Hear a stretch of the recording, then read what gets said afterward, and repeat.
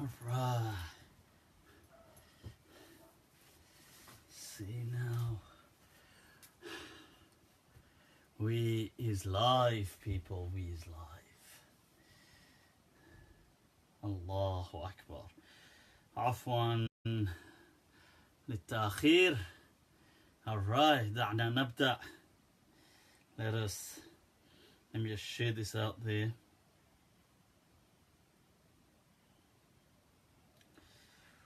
Whew. The weather, people, the weather. Alright. I'm just sharing this. Right. Esperame, por favor. Right, there it is.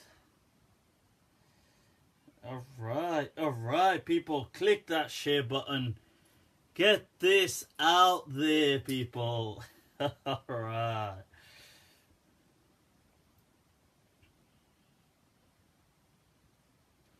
Wow, why is this phone going slow now?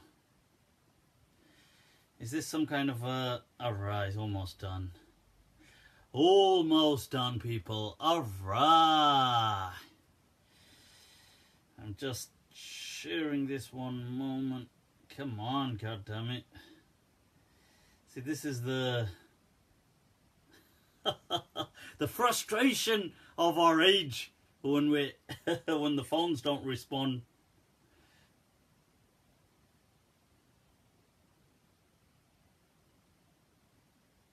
Come on. You're gonna get some. If I wasn't live, I'd be running a different commentary here now. Oh, come on. This is taking the mic now.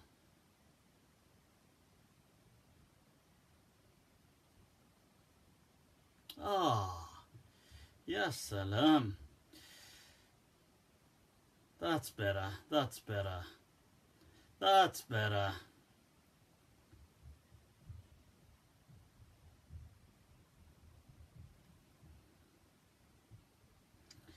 Come on, come on, come on. Haven't got all day here.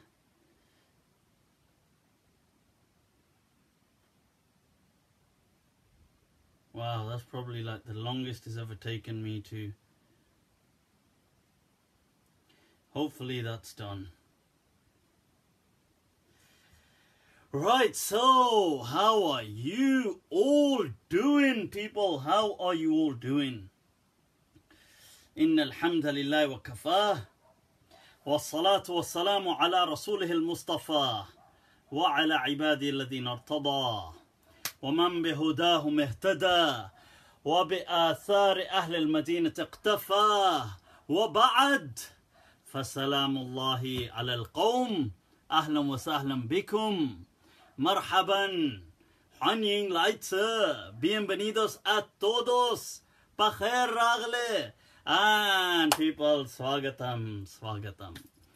Right, Sunni defense. Yes, I will be coming to them, to our good friend a little later on.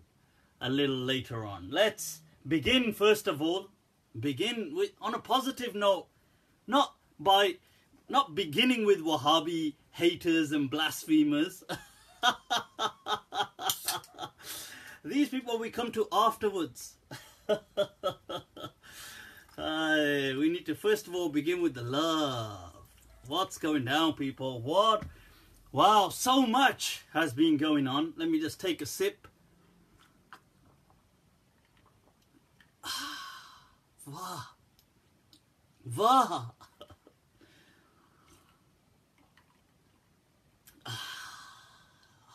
That's what I'm talking about, people. Ice, chilled, cold, heat, वाह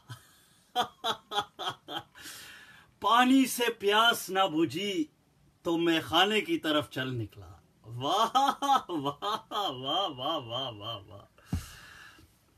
I was saying actually the other day, I'd asked somebody to write that out for me in a calligraphic kind of style in Urdu, that पानी से प्यास ना बुझी that my thirst wasn't quenched with water, to main khane ki taraf chal nikla. So I set off towards the wine house, the pub. So I asked somebody to write that out for me in a kind of calligraphic style if they could. And they wrote back in Urdu. They wrote, Pani se pyas na bujhi, to main khane ki taraf chal nikla. So like I set off to eat instead. Ya salam, ya salam. Hi. What's going down, people? What are we looking at? So much has been going on. I want to take some of the cute questions that have been submitted as well. Because people say, they say, yeah, you ask us to submit questions and you never answer them. That too is a ishtail. No, I want to answer some of them. So, you know, disculpa me, right? So my apologies, right? So what else? Well, this weekend we've had Sheikh Akram Nadwi. That's something I'd like to kind of mention, give a quick summary of how that went down. Some of the key points to transfer some of those gems to you people. Also some of the hype around that, we'll discuss that as well. And I saw today, disappointed, I had to, shall we begin with this, I saw this post, wait, I made a Facebook post on it actually. Somebody shared with me a kind of status of somebody, I don't know who he is, but as it transpires, obviously turned out to be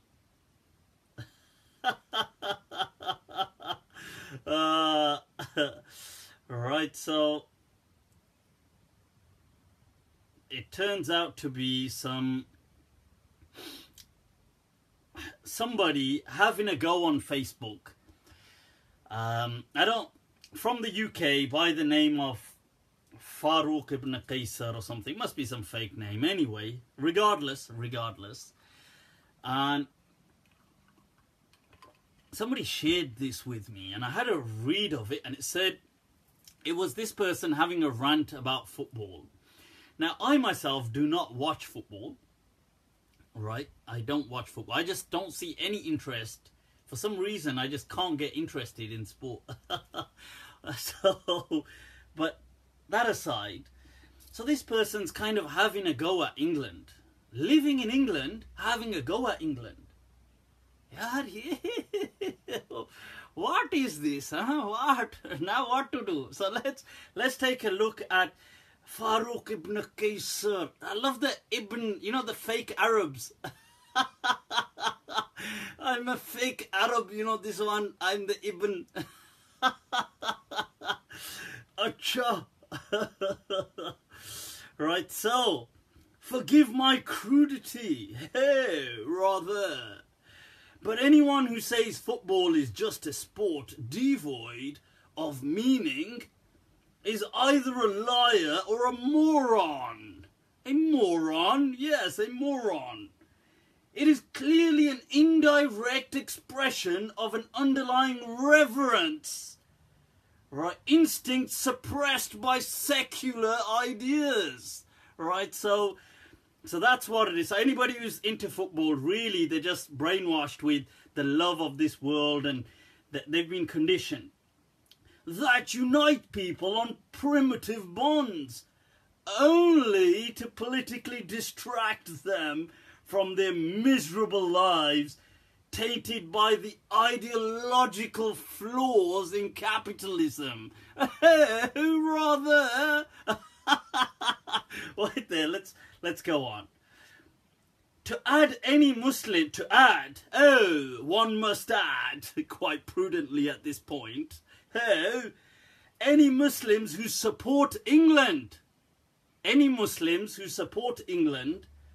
whether as a joke or in seriousness, ought to seriously reevaluate what it means to do so, to align oneself with their enemy, is to betray the very cause our people work for.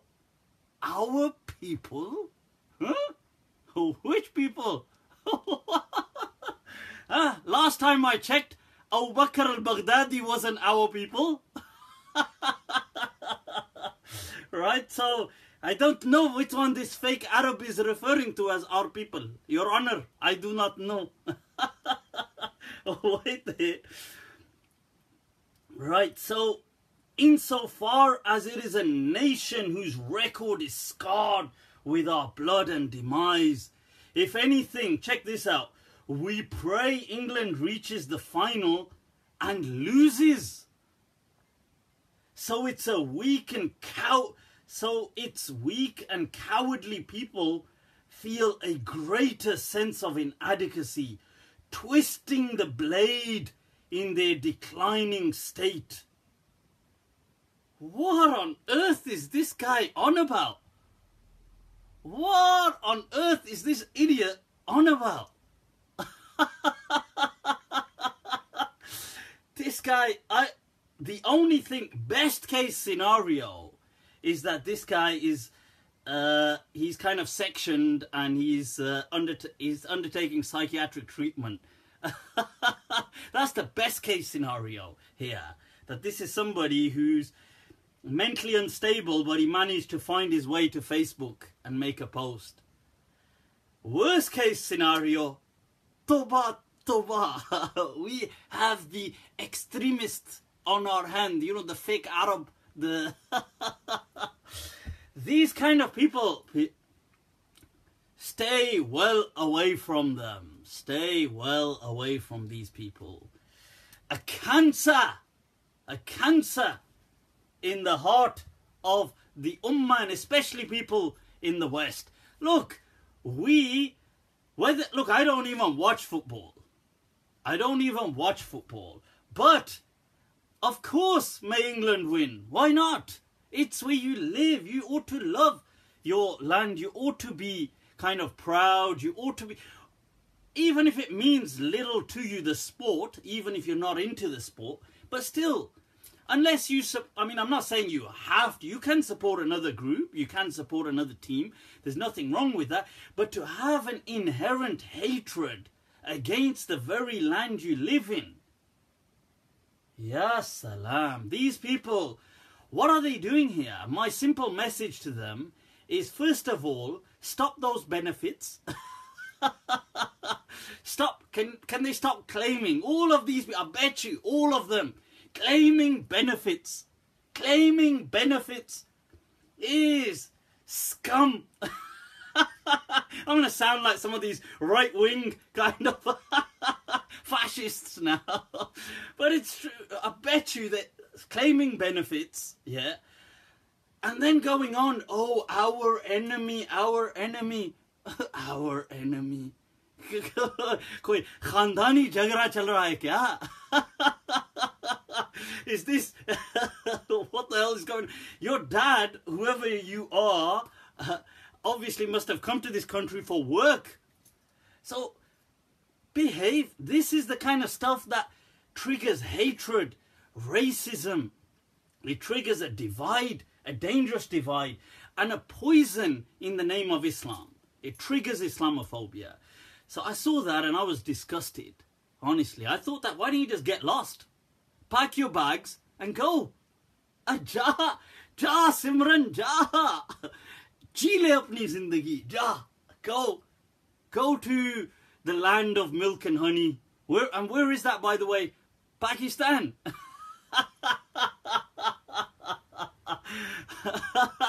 They'll be like, Nava, Sonia, don't worry. Don't worry, they'll have you baptized. I bet my puttar here hasn't even spent a week in Pakistan. If he does, don't worry, toba, he'll come back crying within. He thinks he's seen life difficult. He thinks he's seen people corrupt. Don't worry. Anyway, I thought I'll start christen and bless today's gathering with that rant out the way. So what else are we looking at? Of course, look, you ought to have a love for where you live. We need to now teach people, teach our youngsters to love their country. We ought to do this. And this is from your loyalty to this deen, that Islam is for everywhere, the whole world. And you know, this is so interesting. Sheikh Akram Nadwi, in this, yesterday, he did a Sahih Bukhari dars, an amazing dars, just touching up on some of the gems that he gave from in that dars. He mentioned amongst the Sheikh Akram Nadwi, Dr. Akram Nadwi as well, yes. So one of the things he mentioned was this. He said that, look, Muslims in this country, they always go on about protests about other parts of the world. Palestine, Iraq, Syria, always. And yet they won't even know about their, let's say, non-Muslim neighbors and their suffering. He said that Muslims never come out, hardly you ever see them about protests to do with this country. So his point was that, look, how do you think the non-Muslims feel? They feel that Muslims are just very incredibly sectarian. These were his words. That they don't see England or the UK as theirs. They're out in arms whenever something in Iraq is happening. Iraq, which is fine. It's not that that's a wrong concern. But the point is that it's always foreign. It's never about home. That they never come out kind of saying, well, what about the issues going on here? They don't even want to know. And you get, on the contrary, idiots like this saying, oh, these are the enemy, the enemy. Honestly, I don't even know how this country allows these. HT are, I tell you, a government conspiracy. How the government allows them to exist. But not just them, people like them as well. This disease. But what Sheikh Akram Nadwi was saying was that, look, why is it that Muslims are not, they need to be more concerned about what's happening here? Like Brexit. Muslims, all right, fine, some Muslims are concerned, but they're not up in arms, for example. Let's just say the politics going on here, they're not up in arms. Boris Johnson resigning, what's the House of Card play going on? What is going on? What are the Muslims are like they act like this ain't our home. But they want to speak about only what's going on in Iraq or in Syria or in Palestine only. And that is wrong. So they ought to speak more so about here as well. And then there's no harm. Then you can speak about anywhere. You can speak about Yemen, Palestine, Syria, wherever you want. But be from where you are. You were born here, for God's sake. You've lived here all your life. So stop acting like an immigrant. So that's some point somebody has just come on and said, Shaitan, laugh. Right. Right, so somebody said that Salam from the Rochdale crew. Huh? Rochdale? Well, alaikum as-salam. It's just Rochdale's got a bad name recently, so just in case I give the salam and it gets to the wrong gang. And they say, MashaAllah, Mufti Abu Layth's giving us salam. Alright, people. So what else were some gems? Gold. I've answered Qasim. I'm only kidding. No offense. No offense. Of course, much love for everybody, right? Whatever city they're from. And Allahu Akbar from the UAE. Ahlan wa sahlan wa marhaban bikum. Shafiq Kabuli has just tuned in to say, you anta majnoon ya akhi. Allah. See, look, etiquette. Not only am I mental, but he finished it off by saying brother. Allah. He must have thought that because we're somehow, I don't know, maybe he thought I'm like a brother and this is hereditary, because the bachara must be mental as well. So he's thinking, oh, my brother, therefore you must have also inherited this. Wow, what a concern this ummah has. Hi. Kya? Wah. Anyway, let's move on to, yes, I was saying some of the, so Sheikh Akram Nadwi had an awesome kind of dars from Sahih Bukhari, and it was really fascinating to sit in. You know why? Because it's good to sometimes just sit and learn from somebody else. Let's see what they got to say, and you know, it's good sometimes. It's relaxing, slightly, you know, relaxing. So amazing dars. A lot of it was heavily concentrating on asanid, on the chains of narrators, going into the ikhtilaf, the criticism, Bukhari, Muslim, who they rely on, who are some of the problematic narrators. Once again, the two that are problematic, Al-A'mash and Qatada. Oh, the same two who transmit the hadith justifying marital rape. Those which the Wahhabi defense are trying to justify, and I'll come back to that. Sheikh Akram said the same thing, that these two narrators are problematic, but generally others less so. Really interesting. A lot of kalam, a lot of discussion on rijal, on the narrators, some fascinating points. I found that amazing, seriously.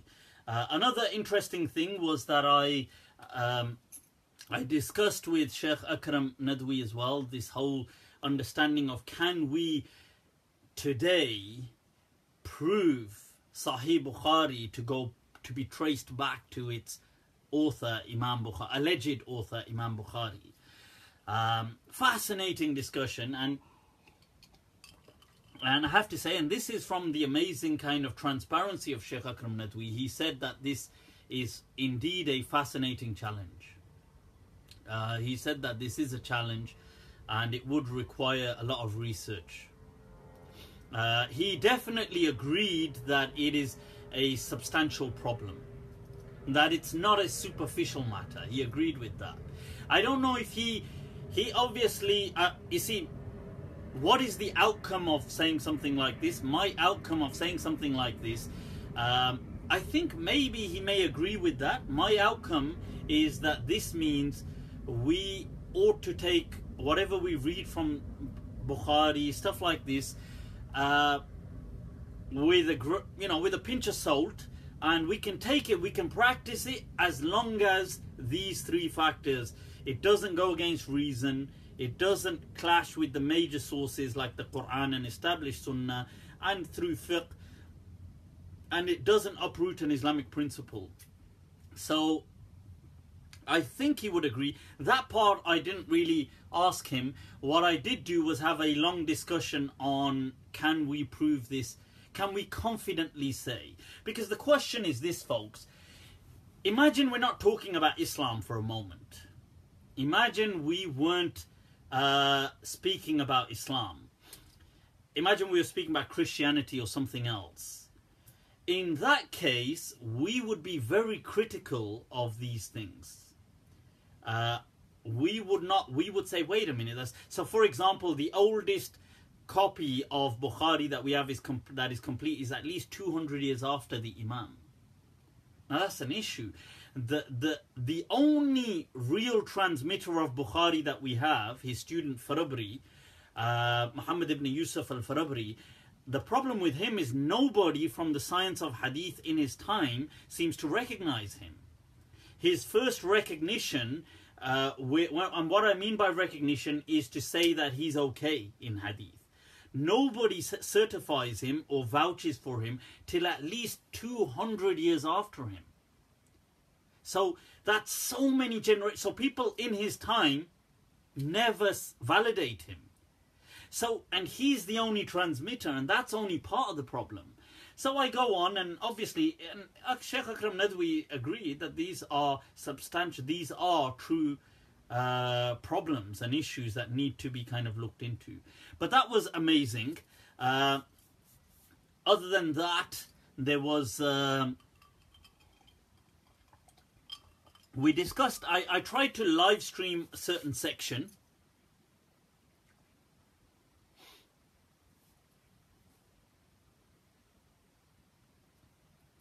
Last Monday session, you started the miracle behind slaughter of Ibrahim عليه السلام, but did not complete it. Okay, I'll come to that in a moment. Right, those of you just tuning in, if you click like, click share, get this out there, folks. Another interesting point, and I'd like you to focus on this. I discussed this during the dars of Sheikh Akram Nadwi with him. I asked him as a question, the 12 Imams Hadith. This is an interesting hadith because I've seen this being thrown around by a lot of people, by the Sunni and the Shia. So the Shia, I think, kind of lean in on it to validate their 12 Imams. And the Sunnis, it's in Sahih Bukhari that there will be 12 Khulafa from Quraysh. Now, I asked Sheikh Akram Nadwi, I said that, look, on the topic of doctored hadith that have been fabricated, as an example, I said, how about the topic of Khilafah? Because Khilafah, people, is a notion. It is a concept that did not exist in the time of the Prophet or in Arabia before the Prophet. So the Arabs never used to use words like Khalifa. Like, they had the Arabic word Khalifa, but it didn't mean what Khalifa means today. So for example, the Arabs would have had, like, let's say they would have had the notion of tajweed, like they know how to pronounce letters. They would have knew that letters need pronunciation, but the notion of the science of tajweed hadn't existed, even though tajweed is an Arabic word. So just like ijtihad is another example, the Prophet uses the term ijtihad in a hadith, as in إِذَا اجْتَهَدَ الْحَاكِمِ. But generally, the Arabs weren't using this word the way we today as Muslims use the word ijtihad. So we don't say, like the Prophet or the Sahaba won't say, hey, today I did ijtihad, for example. This, like, if you use the word ijtihad in front of them, ijtihad meant its linguistic understanding about effort, exerting effort. So they would probably get the gist of what you're saying, or they might ask you, what do you mean by that? So the interesting point is that Khilafah, the Arabs never used to refer to their rulers as Khalifas. In fact, mostly speaking, they didn't have kings either. Some of them did. I know the famous Malik al-Munzir, Malik al-Arab, and there were some Bani Himyar in the tribe of Himyar and other places. There were some kings. But generally speaking, they were Qaba'il, they were tribes. They had their own kind of Nuqaba, their Ra'is, the Ru'asa. They had Amirs. They had this concept of an Amir, of Walis, things like this, and Malik, kings and stuff like that. But they never had this notion of Khulafa. So this doesn't emerge till after the Prophet. So how could the Prophet have been speaking to them about notions that weren't yet in existence?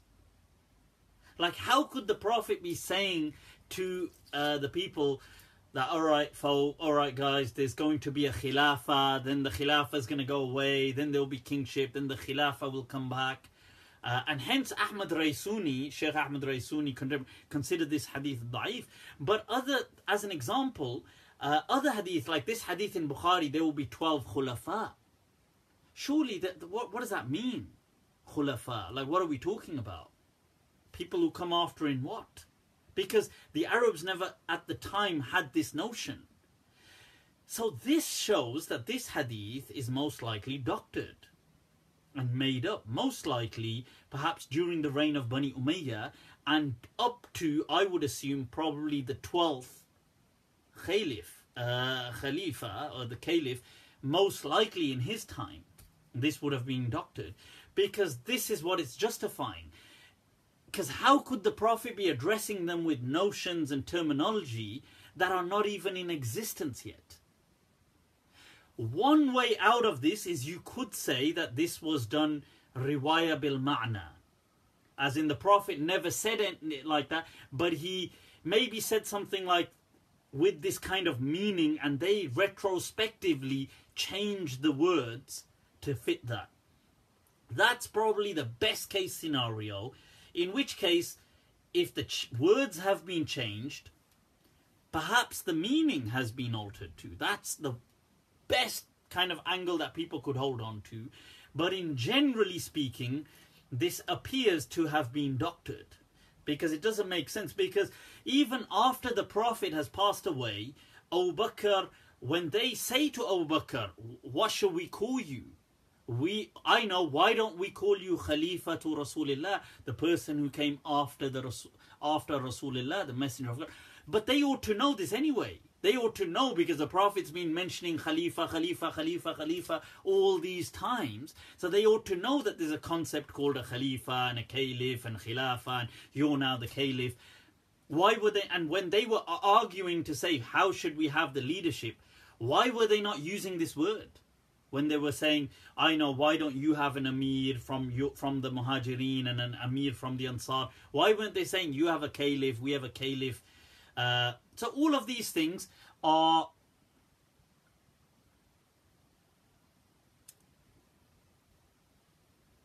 right. So I'm not sure what these questions are. So that was an interesting point. I presented that to Sheikh Akram Nadwi. He said he said that yes, it's unquestionable that hadith were definitely transmitted by meaning. And he said, but this is also an interesting question about when the notion didn't exist, how could have there been a hadith? And he said that is a good question and it would require research.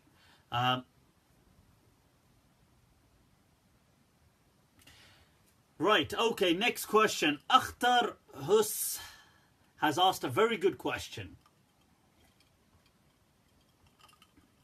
The question, mi gente, my people. All right. It's a very good question, that if we're going to say that these hadith books have some doubt in the way they've been established, are we not putting the Quran into doubt?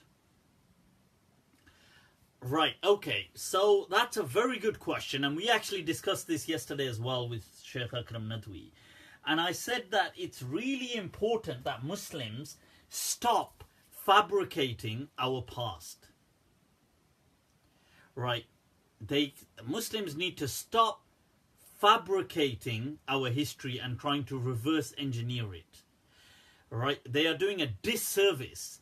The Quran was not established in the same way that hadith isnad was collected. Anybody who says this has no idea, and they are lying. They are either lying or they are ignorant of how the Quran was transmitted. The Quran has never been transmitted through isnad. This is a lie that these people are saying. This is because Muslims became over the centuries so influenced through the lens of the muhaddithin, they started to see everything the way the muhaddithin saw things. That is a lie. The Quran was not transmitted through isnad. Where are these, this isnad that we use a chain to transmit something? This emerged between 100 to 120 years after the Prophet. This is not how the Quran was transmitted. The Quran was just taught. So for example, I know the Quran, I'm going to teach it to my children, I'm going to learn it. The Muslims just taught the Quran en masse transmission. Everybody, it was their goal to just forward the Quran. So they would teach it to their children, teach it to their family, teach it to their wives, sons, daughters, friends, and everybody was just transmitting it like this. Uthman radiallahu an, he made if we can call like a master copy, a master print of the Quran, which is known as the Mus'haf of Uthman, or the Rasm al-Uthmani. He wrote it out like this, and he sent it out, several of these copies, into the key capitals of the Muslim world. And everybody was to just make a copy from them, and they were to teach. Now, it didn't have dots and things like that the way it does today. Hence, the way to read it could vary. So people could read it with slight, for example, there's a verb, you could read it as, I'm just saying as an example, like let's say it said something like, I don't know, like let's say it said ya'lam or ta'lam. Like I'm just saying as an example, or it said something like, from these, that's a, let's say it said, ya'lam, yu'allim, yu'lim. These are variations of how something could be read. But generally speaking, the context always made it clear. Now, on some things, they disagreed, because how do you read it? As long as it made sense to them, they just read it. And that is the truth. The Quran, you know, when people say we've got these qira'at, and these qira'at are mutawatira, and these qira'at, we've got these variations, these 7 and 10, and this, people have just come up with this. This was just the way these people read it. These qurra, these people of recitation just read the Quran in a particular way. It made sense to them and they read it. It wasn't, this is why we have to stop this way that people are saying. Do you know where the problem came? The problem came when Muslims in our recent century, in the 20th century, started to come up with ridiculous claims. Like they started to say things like, you know, the Quran, if one vowel has changed, then it's not the Quran. Like every vowel has always been the same. Now they should never have made claims like this, because these claims then make us look stupid. Because first of all, it's false. Vowels of the Quran have been within different readings. However people read them, if it made sense, if it fit, if it applied to the Rasmul Uthmani, then it was okay. And you could read the Quran like that. Otherwise, you're going to say people like, look, you've got... Can you come in the toilet? Name me John. अच्छा जाओ पापा दर्स कर रहे हैं ना यहाँ पे lesson कर रहा हूँ okay so so this is my, I'm getting interrupted now by Zara ji. अच्छा Zara आप यहाँ सलाम कहना है? Okay, चलो यहाँ and then फिर जाना पड़ेगा, okay? Hello. Okay, बोलो अस्सलाम वालेकुम. अस्सलाम वालेकुम. अब जाओ वहाँ पे, ठीक है? दरवाज़ा बंद कर दो. जाओ. Right, so right, so coming back to this thing, that look, if it, like let's say you take one of the reciters like Nafi'. Now Nafi', Warsh, right, is taking from him. Qalun is taking from him. Two people are taking from the same, even with whether it's going to be Asim or all these key people, you have other transmitters taking the recitation from him and it's different. So Warsh is different from Qalun. How are they taking from the same person, the Qira'ah, and it's different? So we are making, you see, so the thing was this. That's because it just made sense to their reading. Now there's a certain, the Quran in its early stage, the way it was revealed, had certain flexibility in how it could be read. Now, hence you find some of the ahadith in how the Arabs said some things. How that flexibility was just locked in and transmitted through the Rasmul Uthmani. Uthman, radiallahu an, made a master script of the Quran, which in with the companions present. I mean, the Quran was first compiled in the time of Abu Bakr radiallahu an. Then in Uthman's time, he made a master print. He made several of them and sent them to the key, I think maybe 7, sent them to the key capitals of the Muslim world and asked them to be copied from and taught en masse, like just teach them. Now, the way you read them, right, could vary because people, certain words could be, so it's like saying how people have, I mean, this is a really poor analogy, but as an example, let's just say the way we have certain accents that vary in English now. Now, some people may read certain things differently. They may, like whether a word is read like, I don't know, like let's say secretary or secretary or library. Now these words would sound different. But as an example, that's a poor analogy. Or let's say the way we have words written, like American English, British English, we write colour, we O-U-R. Colour, L-O-U-R, and they write it just O-R. Now, if somebody was writing this, both would still be right. Now, like this, the meaning that could be read from this transcript was okay, because this is what the Quran was transmitted as. And it had that kind of some fluidity. And this is what it was. The problem, Muslims never had a problem with this. What happened is along came some reciters later on. So these reciters, these qurra, became popular. People started taking from them. That's fine. They started to say, look, here's a better way of reading. And people took it. Alhamdulillah, there's nothing wrong with that. But to think the Quran was transmitted through these people only is a lie. It was never transmitted through just Asim and through these people, Nafi and so on. That's not the case at all.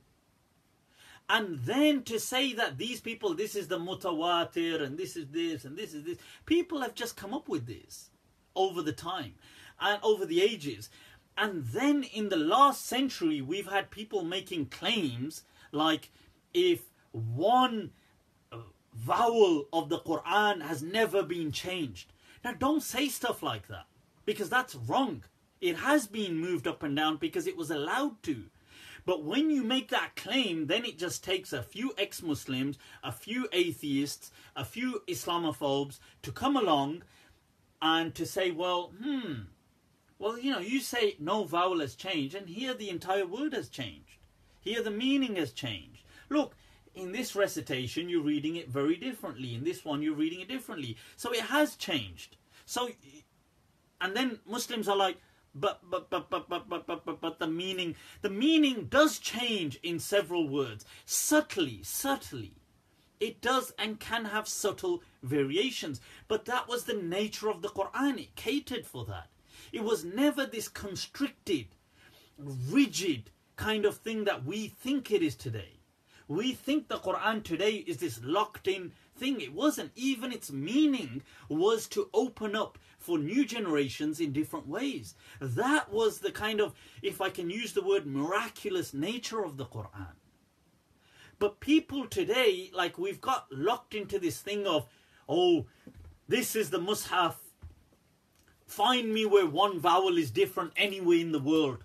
Your Bible is different. You know, like with Ahmad Didat, who was a great person, but this culture emerged. And even before, in different parts, when trying to refute the Bible, Muslims started to say things like, our even one vowel isn't different.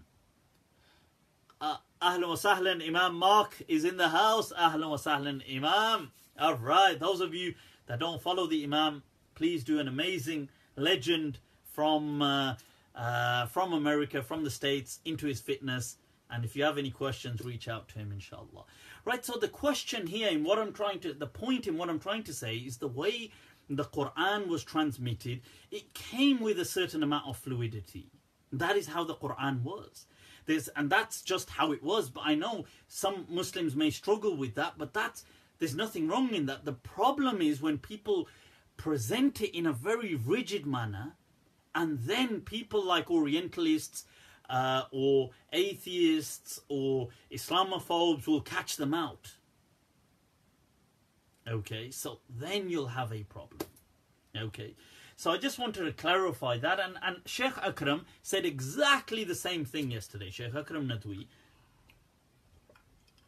He said Muslims need to stop all this saying this, these recitations. Moustache over the lip is haram. My moustache ain't over the lip, but so he said the same thing, saying all these these different qira'at are mutawatir. He said this is just, people just made this up along the way and people just went with it. So okay, I thought I'd answer that. It answers some questions.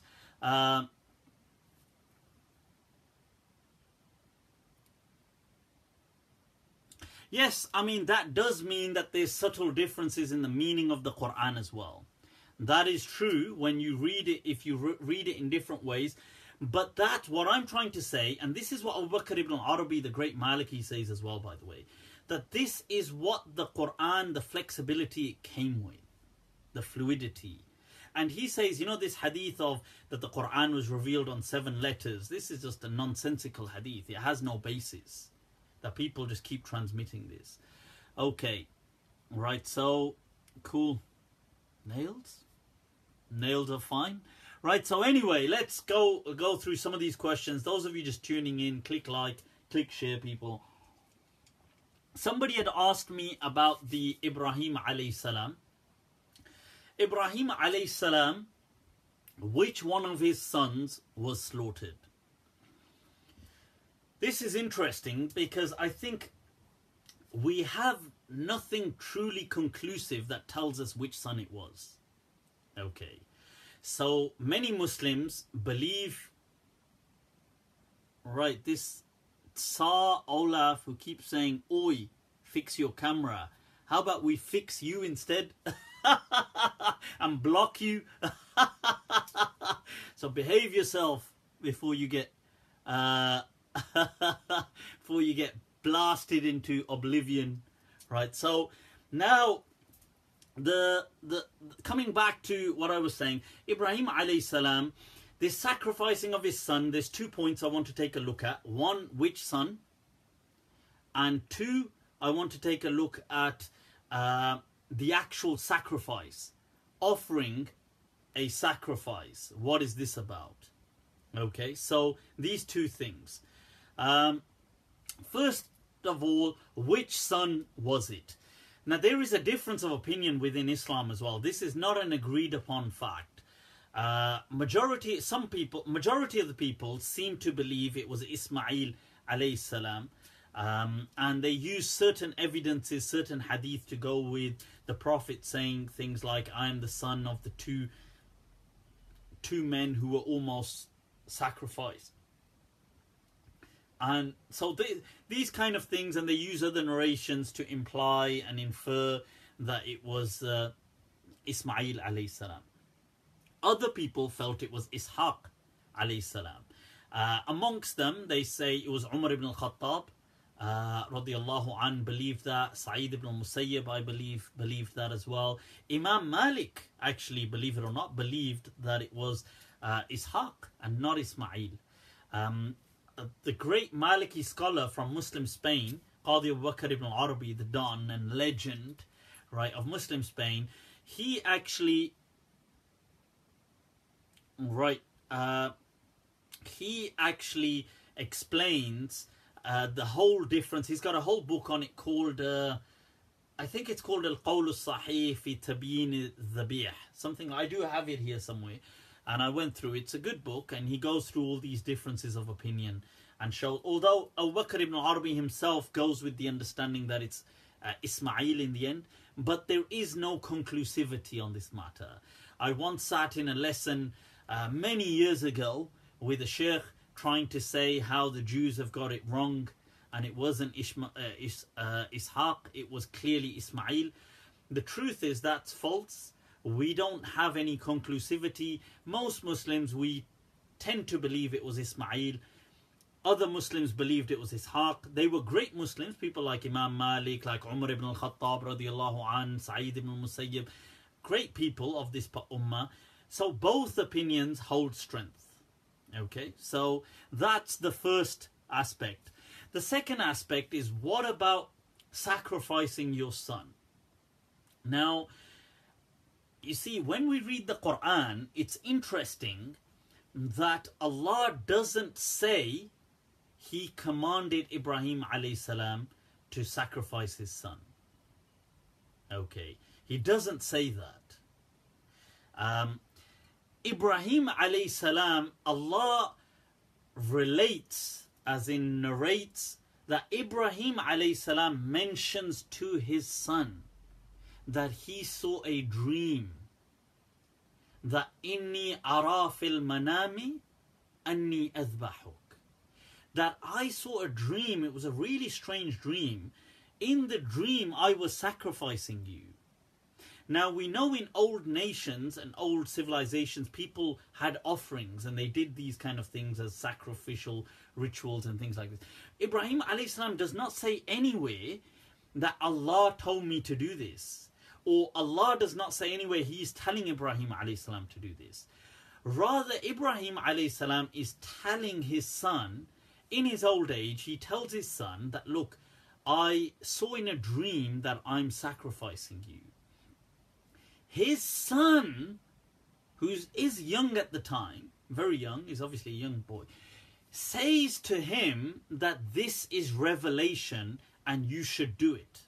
It's a command. So he says that he tells him, "If'al ma tu'mar," that you need to do, and you will find that I will be patient. Like, sacrifice me. That this is revelation. It must be God telling you. It must be God telling you to sacrifice me. And then I can see, yes, I mean, some people may take an angle that was it the shaitan giving this kind of an insinuation. That's an angle. Another angle is maybe even if it wasn't the shaitan, but it was just a dream. It could be, I mean, that's an angle. Some people have used that verse, except when the shaitan kind of threw into them thoughts about the prophets and stuff like this. There is that verse, and it is, and you see it here, so وَمَا أَرْسَلْنَا مِنْ قَبْلِكَ مِنْ رَسُولٍ وَلَا نَبِيٍّ إِلَّا إِذَا تَمَنَّى أَلْقَى الشَّيْطَانُ فِي أُمْنِيَّتِهِ. So this kind of verse, which some people have foolishly used to justify the satanic verses with our prophet, but this, some people may argue that this was to do with that same dream and Ibrahim alayhi salam, this coming from the devil. Other people, it doesn't have to be that though. It doesn't have to be that. It could just be that sometimes, you see, even in psychology, when you love something so much, it preoccupies your mind and you have a fear of loss. And people often end up dreaming about that thing. And Ibrahim alayhi salam, we know that in his old age, he was really fond of this child. All of a sudden he had a son and he was really fond of him. Now he has this dream. So it could have been just a natural dream. It doesn't have to be something, although that may be an interpretation. But the point is that it's his son who starts emphasizing to him that, no, this is revelation, you need to do it. To the extent that he convinces Ibrahim alayhi salam that this must be a test and I'm going to do it. And Allah saves Ismail and tells Ibrahim alayhi salam that, look, because of your conviction that you felt that Allah had commanded you to do this, even though Allah hadn't commanded you, but because of your sheer devotion, commitment to Allah, that the most beloved thing to you, you thought Allah has commanded you to sacrifice it, and you were even prepared to do that, to go to that extent for your love of for Allah, that Allah, for that love, not the act of sacrificing, but for that love, Allah highly commends Ibrahim alayhi salam and tells him that this stops him from doing that, tells him sacrifice an animal, the ram that appears, and we'll make this a sunnah for people that will come as well from your sunnah. And this is the level, that your level of devotion to Allah, even when Allah hadn't told you to do this, but you felt that Allah had told you to do it, maybe because of this dream and your son telling you, that you were prepared to sacrifice everything for you, just so you remain faithful to Allah. That love and devotion from Ibrahim, he himself has the status of like the commitment of a civilization almost in one man. That inna Ibrahim kana ummah, he was like an ummah in himself. Now, this is the understanding. Okay. So I just wanted to highlight that. So people have asked things like this, and this is something that atheists ask a lot as well, that Ibrahim, God, why would God want Abraham to sacrifice his son? God didn't tell Abraham to sacrifice his son. So I just wanted to clarify that nowhere in the Quran does Allah mention that. Nowhere does he say, I wanted him to sacrifice and do this. So just to clarify these things, okay? So I hope that's of some help. Right, the Ibrahim entering the fire, I've answered that before. Nowhere in the Quran does it actually mention that Abraham was thrown into the fire. It doesn't mention that anywhere. It mentions Allah saved him from the fire. Okay, saved him from it. Some people understood from that it must have meant he was thrown in it and then saved. That doesn't have to be the case. Allah uses the same verse, saved Noah from the flood. It doesn't mean he was thrown in the flood and then saved. It doesn't mean that. So, okay. So that's the satanic verses I've answered on several occasions. Wouldn't a prophet know if it's a commandment or not? You see, he doesn't say it's a commandment. It's his son who says to him that do what you have been commanded. And here at this stage, because dreams can also be revelation, they don't have to, not every dream a prophet sees has to be a revelation, but revelation can come through dreams. So at this point, Ibrahim alayhi salam became slightly, he thought maybe it is. And his son insisted that do it. And he thought, and that's why he kind of started to believe, oh, this must have been a commandment. And Allah then obviously saves him from doing that and tells him no. But so that's the kind of summary anyway. What's your view on Shia? What are Shia? S-H-E-A. I don't know what that is. Okay, let's take a few questions, people. Somebody asked about the satanic verses. I've answered that enough times, so many times. I think it's shocking how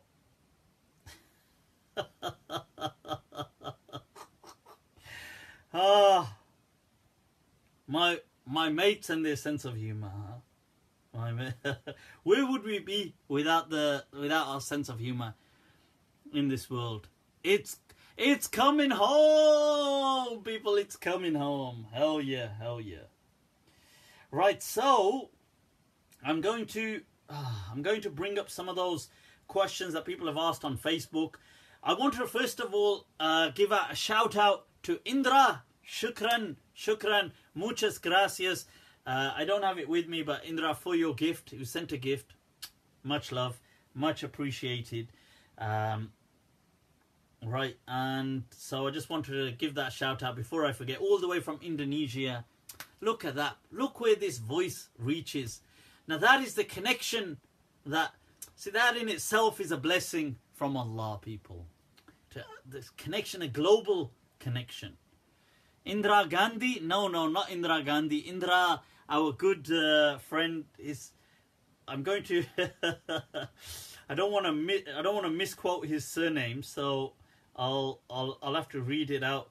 I'm probably going to read it wrong, but it's Indra Aryateja,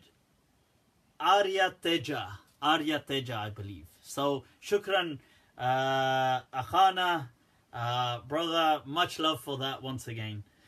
Right, I'm just going to go to these questions that have been asked on Facebook, because people have said you're not answering some of the questions that we post on there. ¿Por qué? And they've got a valid point, to be fair. We need to answer some of these questions. Salam from Germany. All right, Robert. Wa alaikum assalam.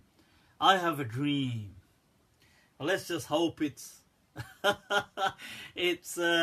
we're not talking about the ones that require ghusl. Right, so where are we, people?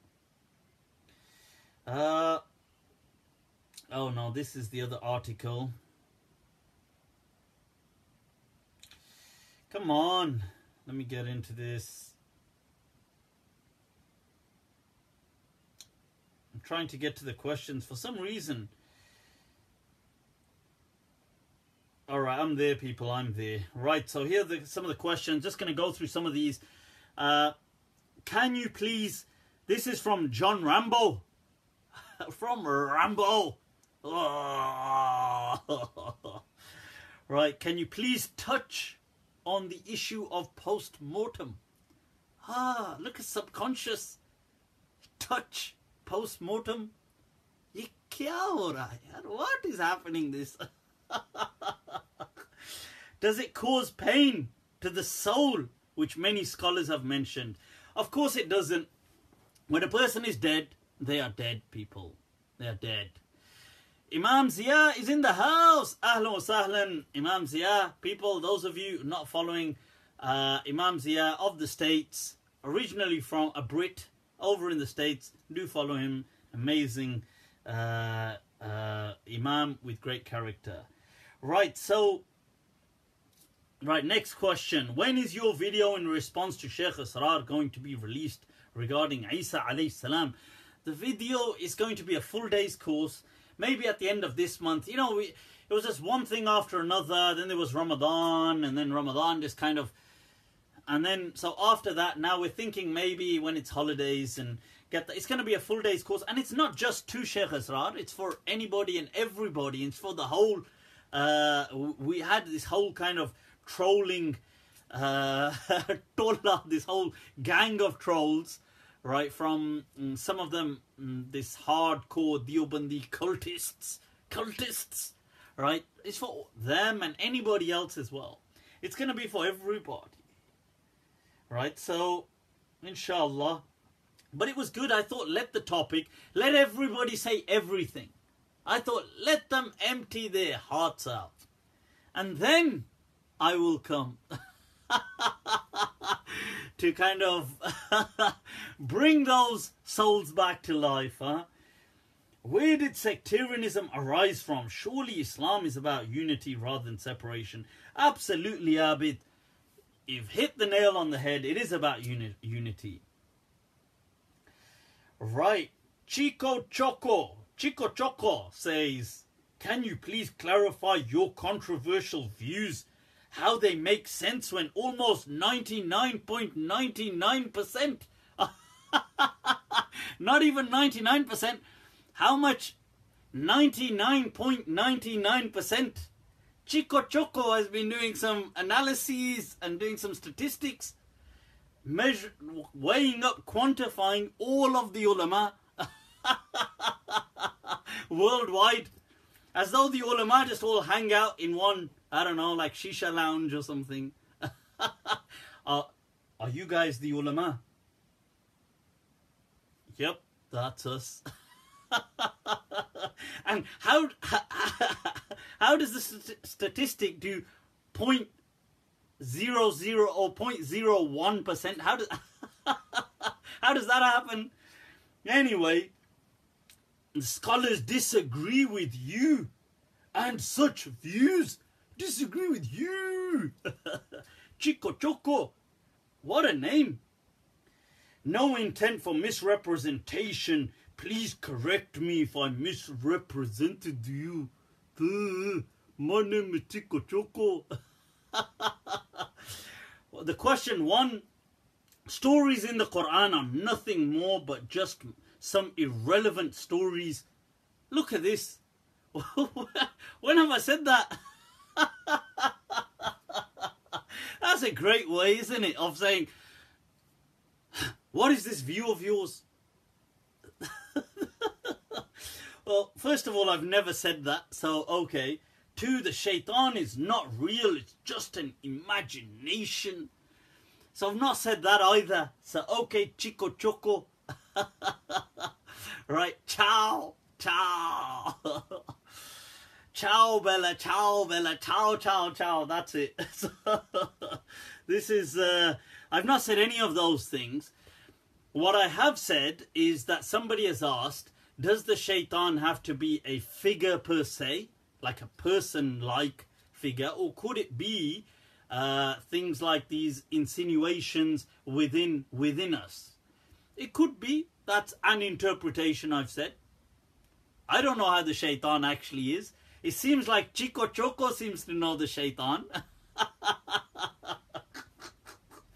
Chico Choco's like, what are you talking about? I know the shaitan personally. Shaitan's like my cousin. Number 2, the stories in the Quran are nothing more. Look at that. What a belligerent and disrespectful way of saying it. I've never said that.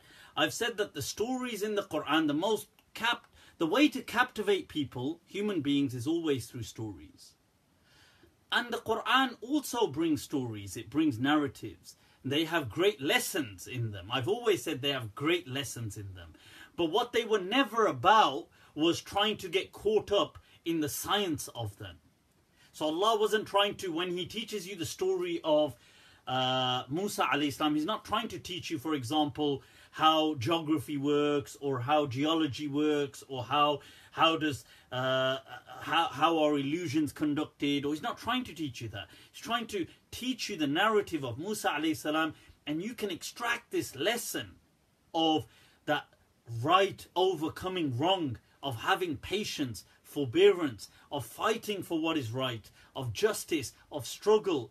You can take these, of victory. You can take these lessons of Allah being with you, but you too have to, of being able to make mistakes in this world, like Musa alayhi salam when he accidentally killed somebody because he got into a fight with him. That sometimes in life things may go wrong perceptibly, but still hang in there. These are amazing lessons that the Quran gives you. Rather than just saying them, it gives you them through a beautiful story. Now, because stories captivate human beings. So yes, but I've never said they're irrelevant stories. Anyway, right, so and somebody, Shukran, did say these ain't his views. So much love to Imran Khan said that. Much appreciated. Right, what's the point? Right, just a few questions. Is it permissible to keep a dog as a pet in the home according to Maliki Fiqh? And the answer is yes, it is permissible. I've answered that previously on a few occasions. You can keep a dog as a pet if you like. I know generally... right, look at that. Generally, I think... the Pakistani culture, we are just freaked out by dogs. I don't think... I would just feel very, very uncomfortable. I'm trying to overcome it, but we just have this phobia. I don't know. I don't think I had it when I was an absolute kid. But along the way... Anyway, so that's... But the question is, yes, according to Maliki Fiqh, dogs are pure. They can be kept in the home if that's necessary. And people like Ibn Abi Zayd al-Qayrawani in his time did used to keep them around the kind of if you... Oh, right. Oh. Right, that's great. Almost got to set this up again.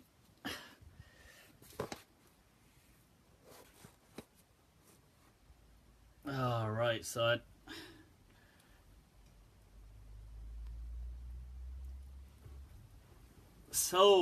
I think I've knocked the whole thing off there. Got to straighten this, folks. Un momento. This is gonna... Anytime I touch this screen now, it's just gonna...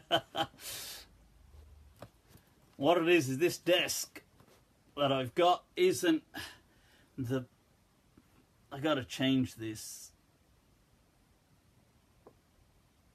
That's better. Un momento. Let me straighten that up.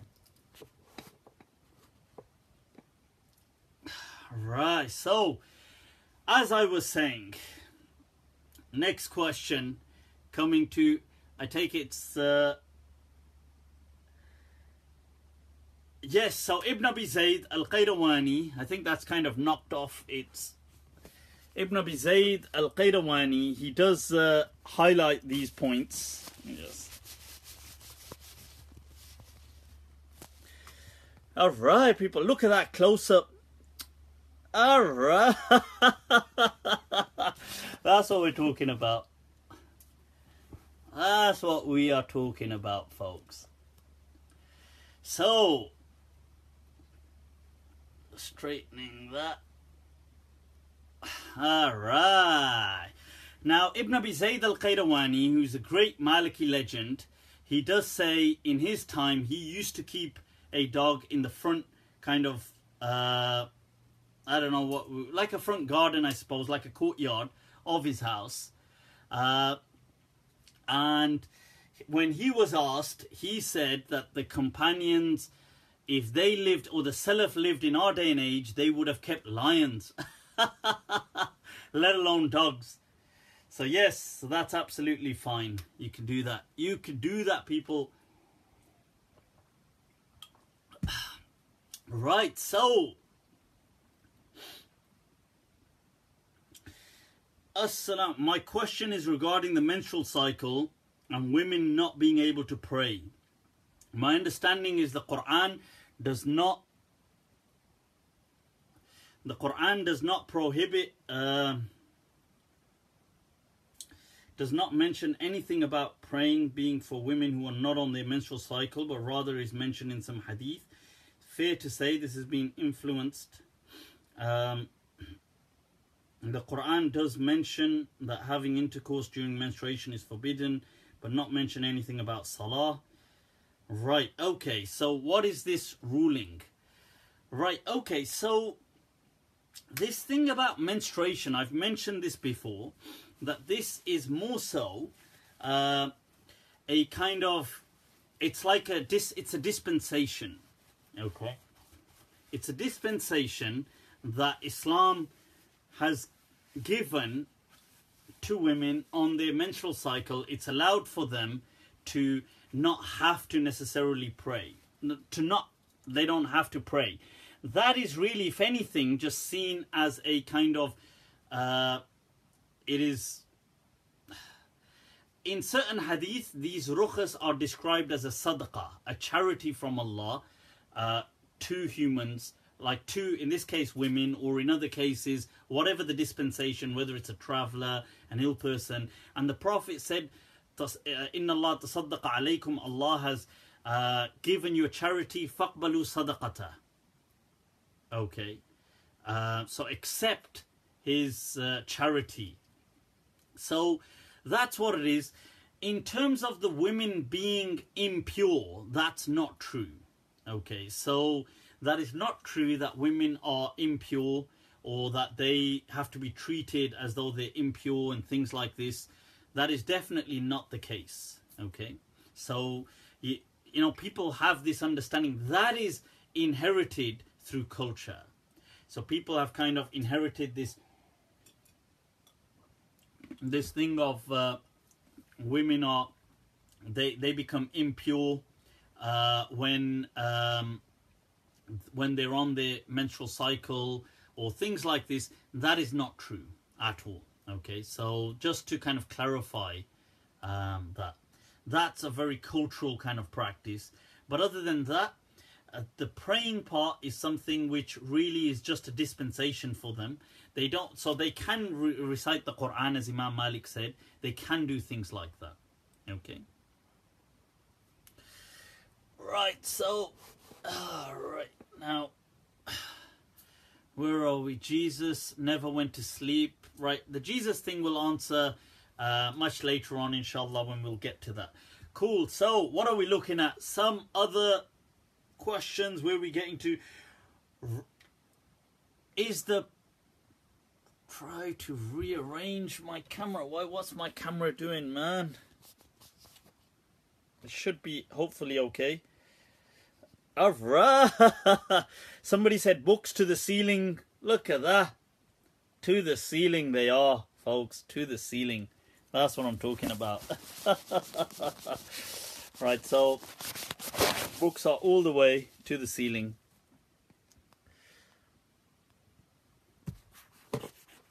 So since this,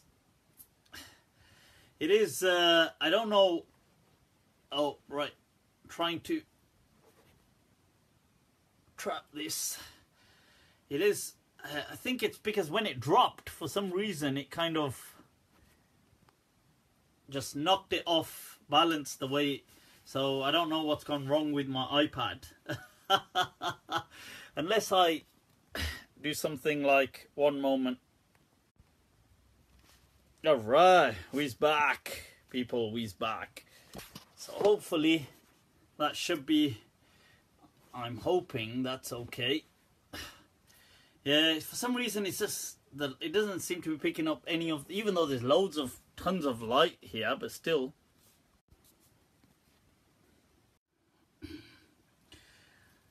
Alright people, sorry about that.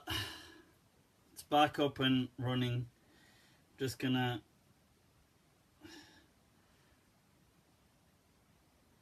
so I hope that's people can still see it. Apologies for that. It's back up running. I'm just going to right, okay, here, no, this is the, I'm just sharing this as well again. Gotta share it, sorry.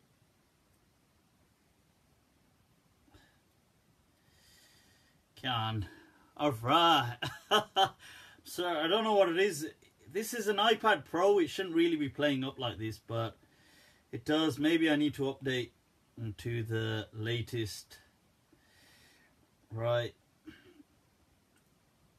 Just writing part 2.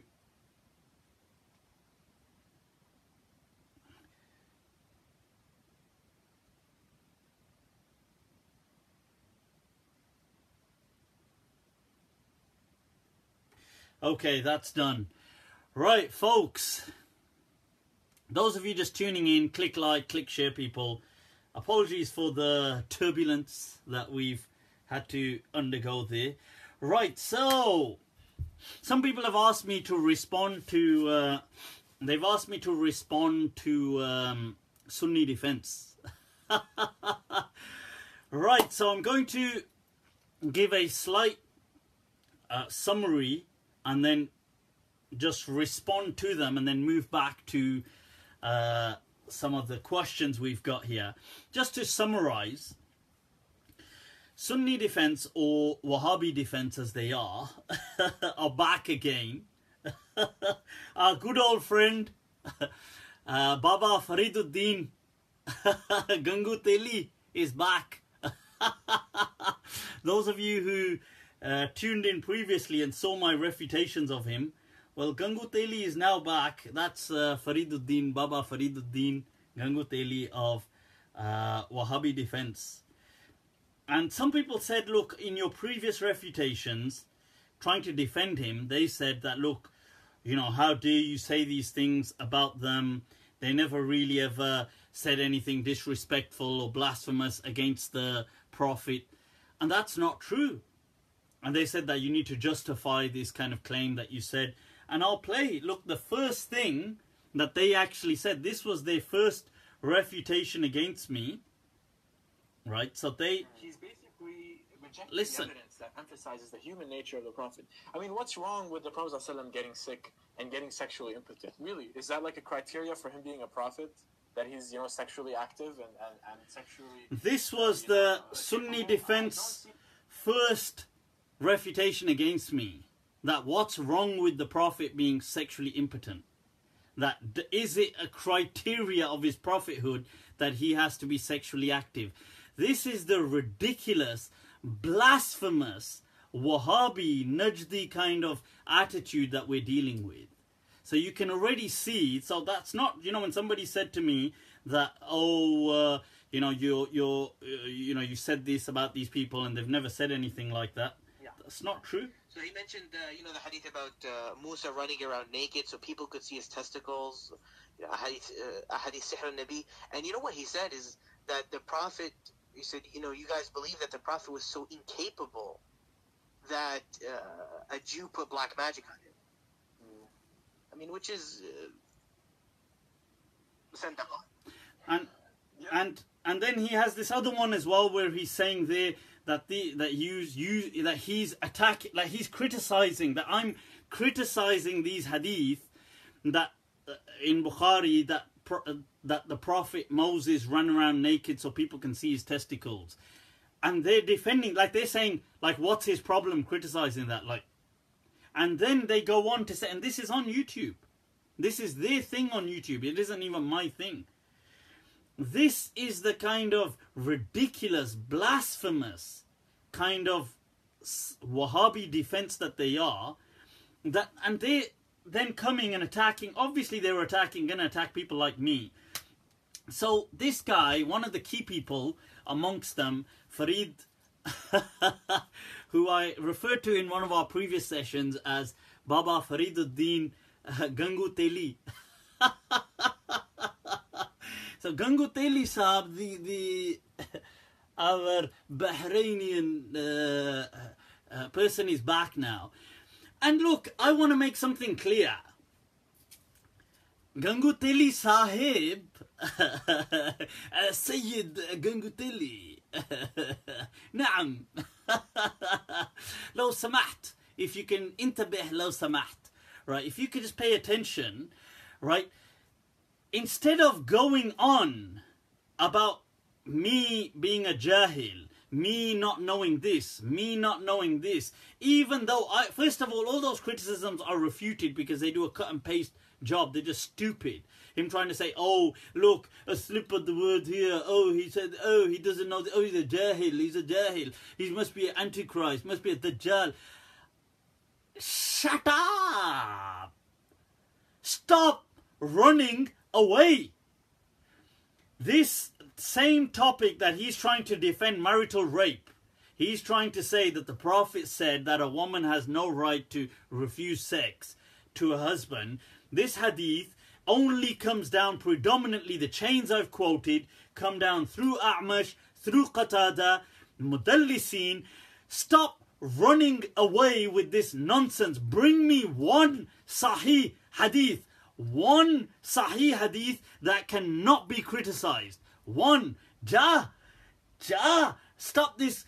If I'm such a jahil, then you should be able to bring one hadith. Bring one. Then we'll talk. Bring one hadith. Forget all this trying to distract. No. I know these tactics. These Najdi tactics of yours. Blaspheming people, hateful, carry hatred against the Prophet. Stop all this nonsense. Bring me one Sahih hadith. Since I'm a jahil, since I'm a dajjal, I'm a jahil, I don't know what I'm talking about.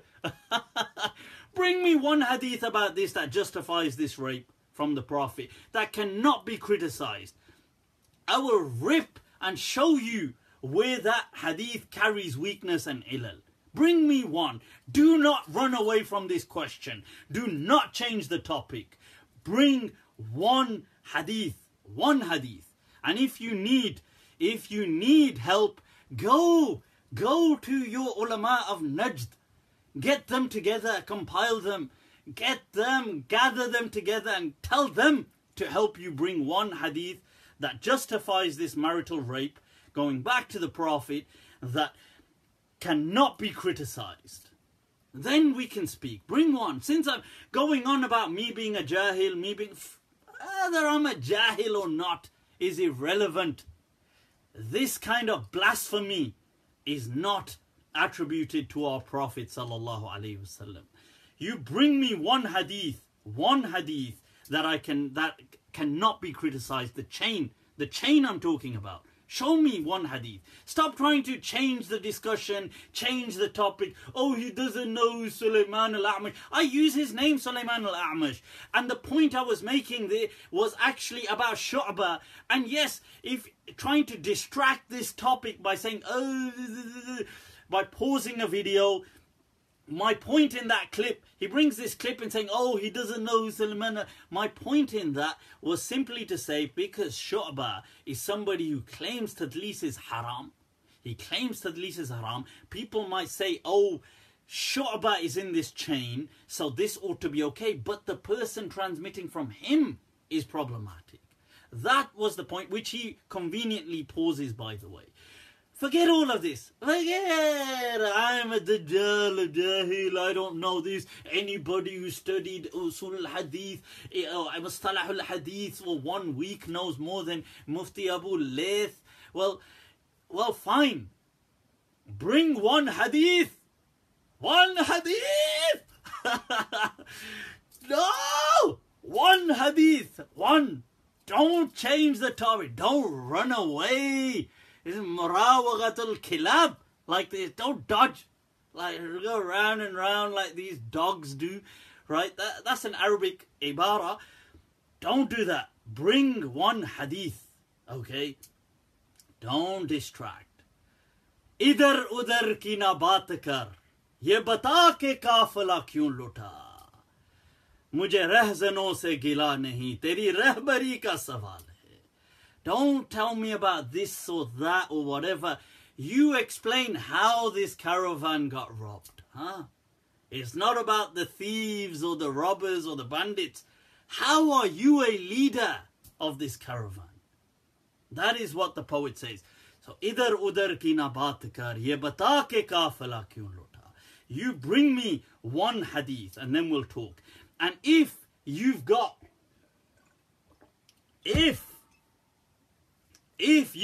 the nerve to rise to my challenge after that, this is a challenge, by the way, challenge. My brother, my brother, my Najdi brother. This is a challenge. So, if you can, first of all, rise to this, bring me one hadith. That should be easy, yeah? That cannot be criticized. Bring it. Bring it. Hatu burhanakum in kuntum sadiqeen. Sitting right here, as Maulana Yunus Nomani said.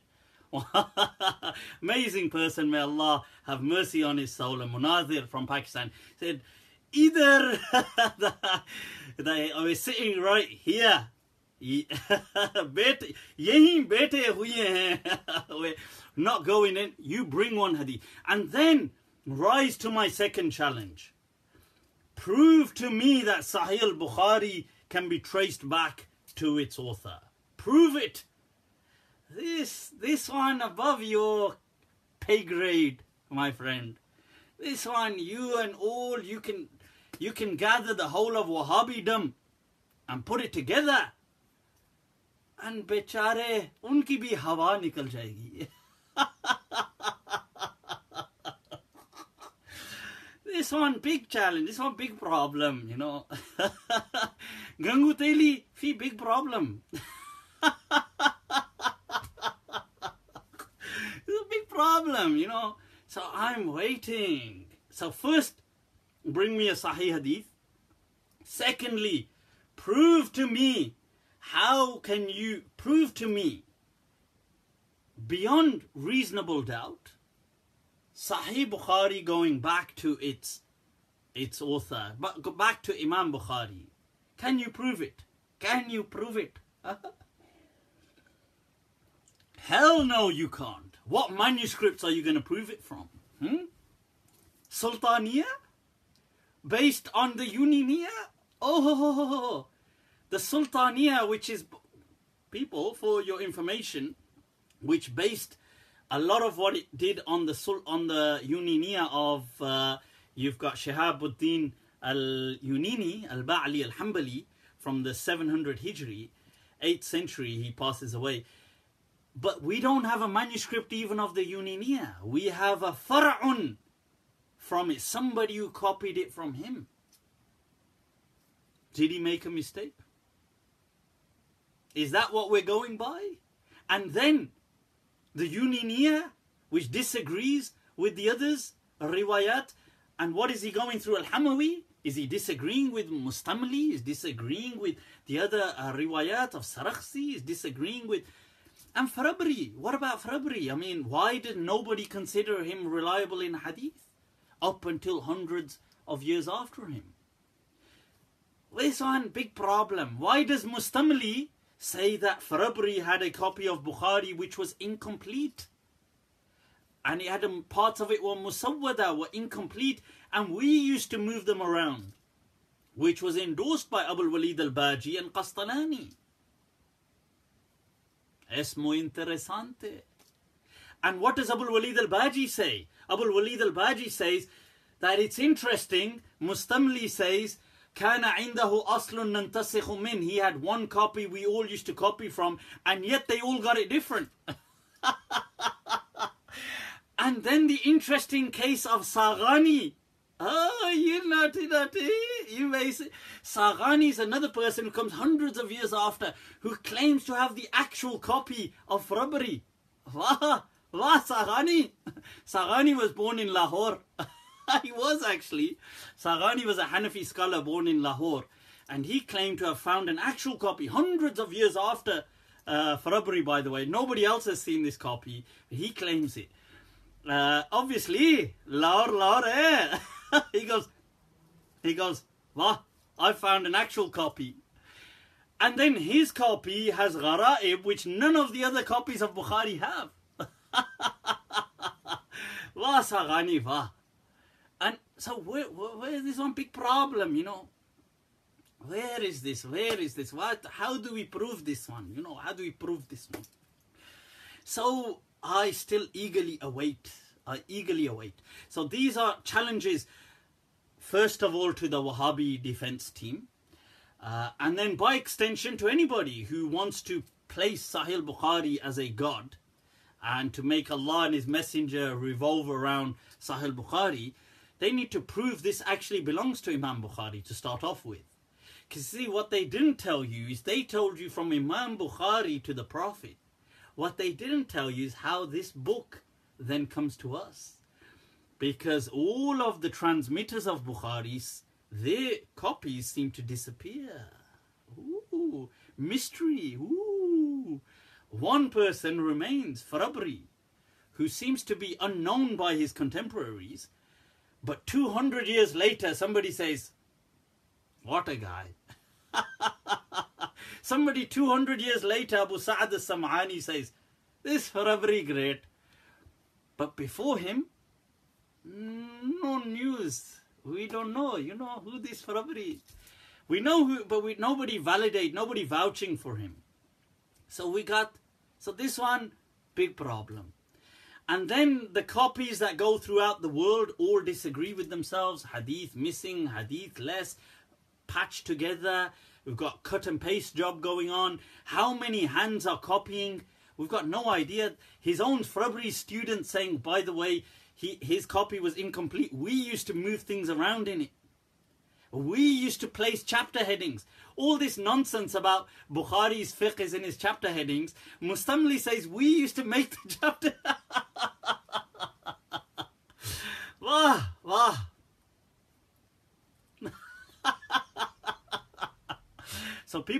So somebody might ask here, why am I opening this can of worms to do with Bukhari?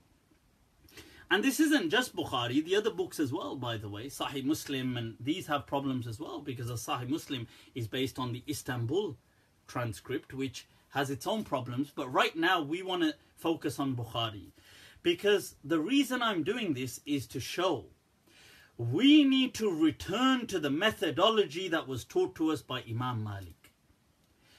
And Imam Malik taught us in his Muwatta. He taught us through fiqh. This was the practice of Medina.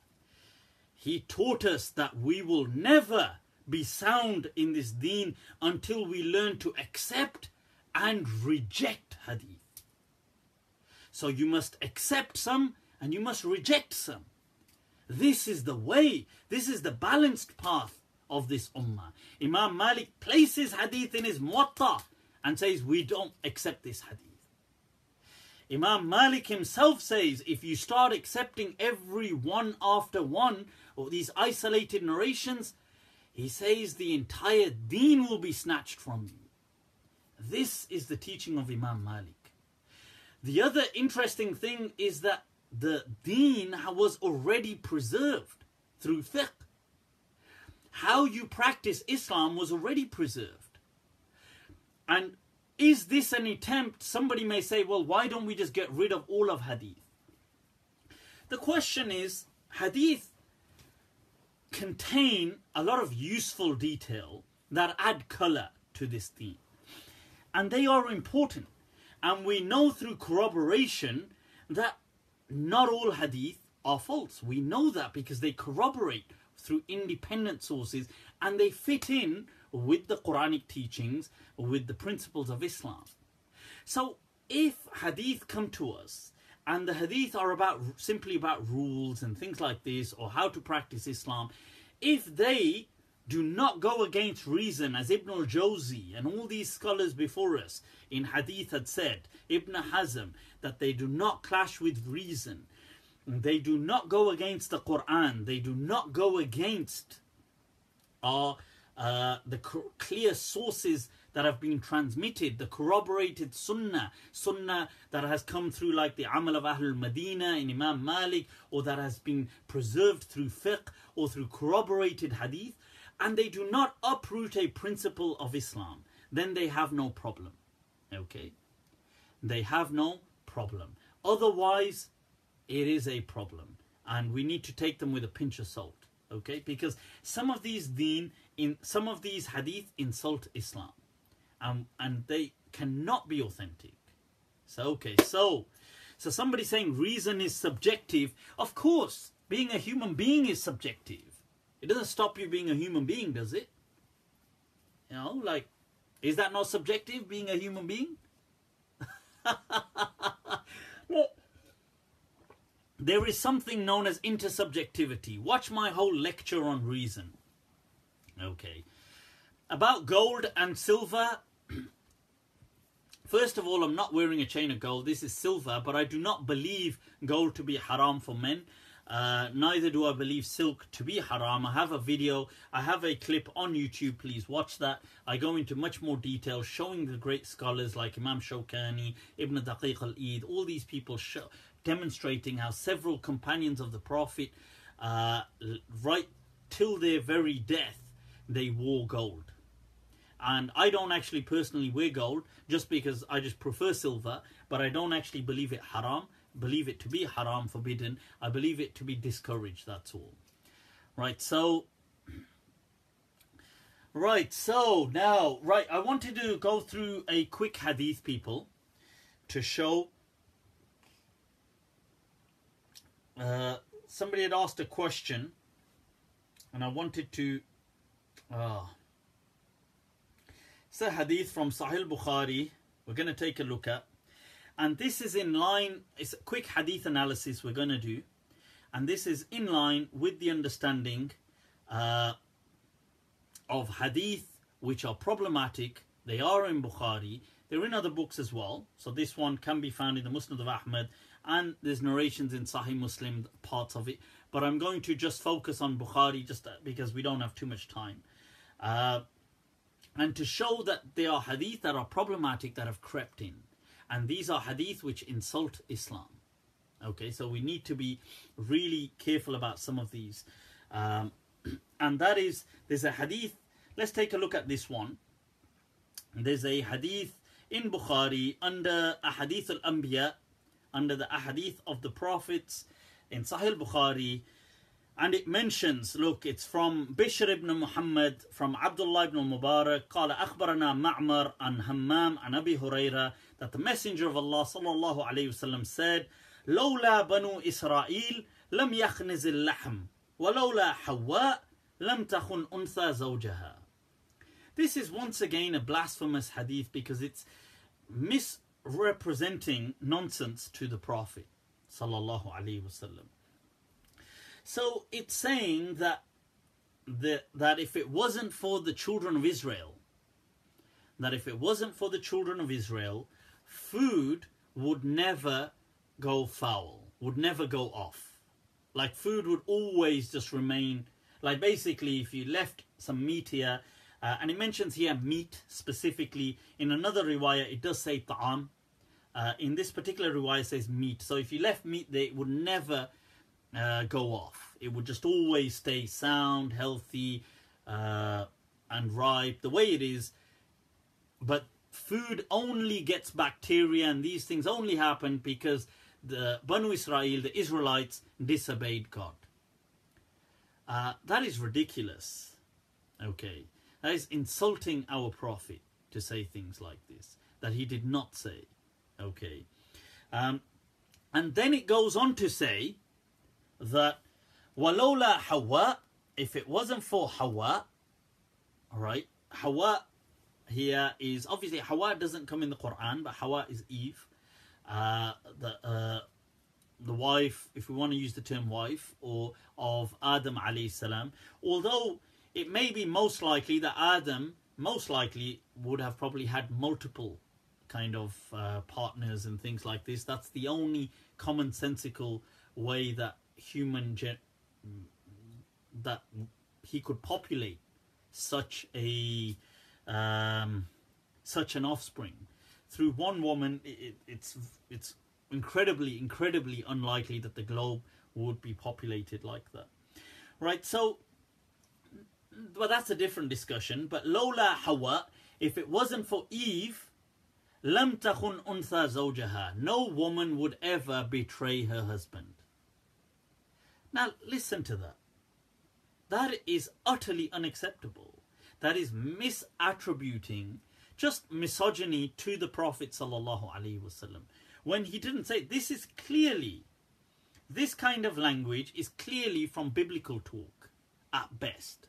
Okay, at best this is kind of Judeo-Christian kind of talk, and many of the things that have been transmitted sometimes through Abu Hurairah radiallahu anh, he used to take from his convert teachers like Ka'b al-Ahbar, and from other teachers as well that had converted to Islam after the time of the Prophet, and they were scholars of Judaism or Christianity when they came. And there's a hadith even in the Muwatta that Abu Hurairah says he spent the whole day at what he believed was Mount Sinai studying from Ka'b al-Ahbar about his religion, and in turn he was telling him about hadith as well.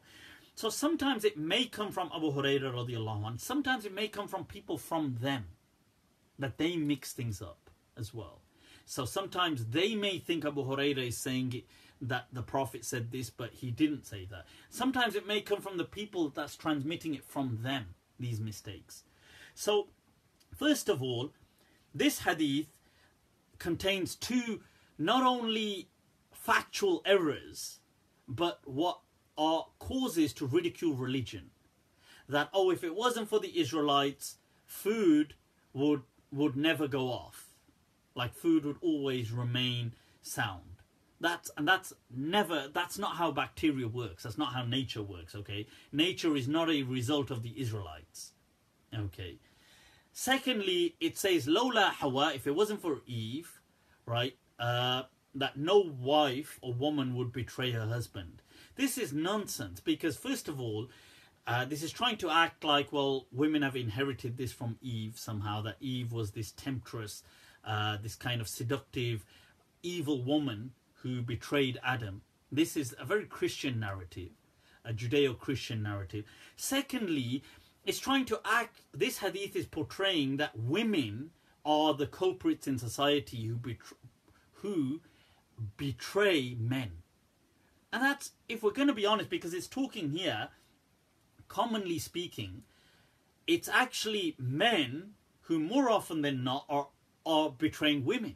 That is generally the case. I mean, if we're going to look at, it's usually men, just the nature that men have, that they're going to not settle with one woman in many cases. Even if they do settle, that mostly it's men that will always be sleeping around. Mostly, I mean, that's just by the nature of males across species. It's not actually the nature of females across species to be so, if I can use the word, like rampantly just trying to have sex with every other, for example, male. Whereas it is the nature of males in most species to do that. So this whole thing is misportraying that. It's trying to act as if really the culprits, the real culprits, are just women who just are betraying, unfaithful to their husbands, sleeping around, doing things like this. And that's actually factually incorrect, right? So that's not generally society. I mean, I'm not saying it doesn't happen. I'm sure it does happen. But generally, if you're going to criticize anybody, you'd criticize the men. Secondly, it's acting as though they've inherited this behavior from Eve. Thirdly, it's representing Eve as an evil woman who betrayed Adam, right? Which is nonsense, right? Now, Right, so, and by the way, when I said male species throughout I said generally and mostly. And I'm not saying there are some monogamous species, but generally, by and large, most males do happen to be very kind of, if we can use the word polygamous, as in they're very seeking extra, marital ain't the right word, but they're seeking, just basically seeking sex from opportunists when it comes to sex. Right, so this hadith is blasphemous, it is inaccurate, unacceptable. Even if we look at this sanad, we look at this chain, Bishr ibn Muhammad. Now, first of all, it's interesting that Bishr ibn Muhammad here, as-Sakhtiyani, who Imam Bukhari accepts from here, although Imam Bukhari himself begins by saying, he highlights, I don't accept from anybody in my book whose aqidah doesn't fit in line with this. Yet, Bishr ibn Muhammad as-Sakhtiyani was from the Murji'ah. That's what people have claimed. And that is people who believe that committing sins were not a problem as far as Iman was concerned. Yet he still accepts from him here, who goes through Abdullah ibn Mubarak. In this particular chain, it goes through Ma'mar, and then through Hammam, then Abu Hurairah.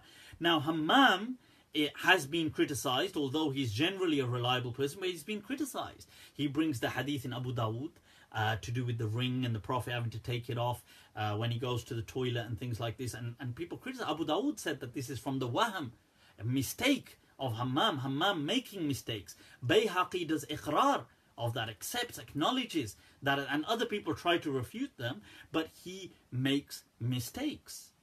Right? And then you've got Ma'mar. Ma'mar, several people have critiqued. Ma'mar is reliable in many things as well, but he's been criticized for other narrations. You've got, let's see here. We've got, people have said that sometimes at certain locations they're worse than others. So you have, some of his hadith have been described as being massively turbulent. فيه اضطراب كثير, especially when he was in Basra. Sometimes in other places he's been criticized. He's been asked,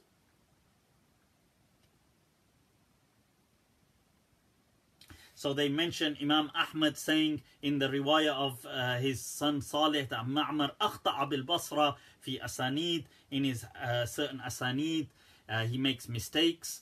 He transmits from certain people problematic things, although generally one might say, yeah, but he used to make mistakes in a certain city only.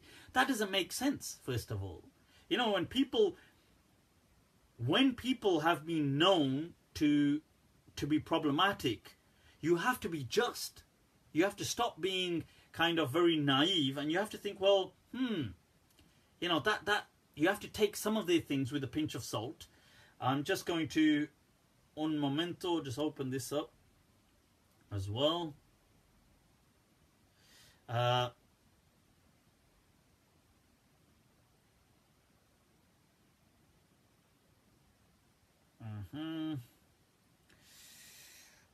Right.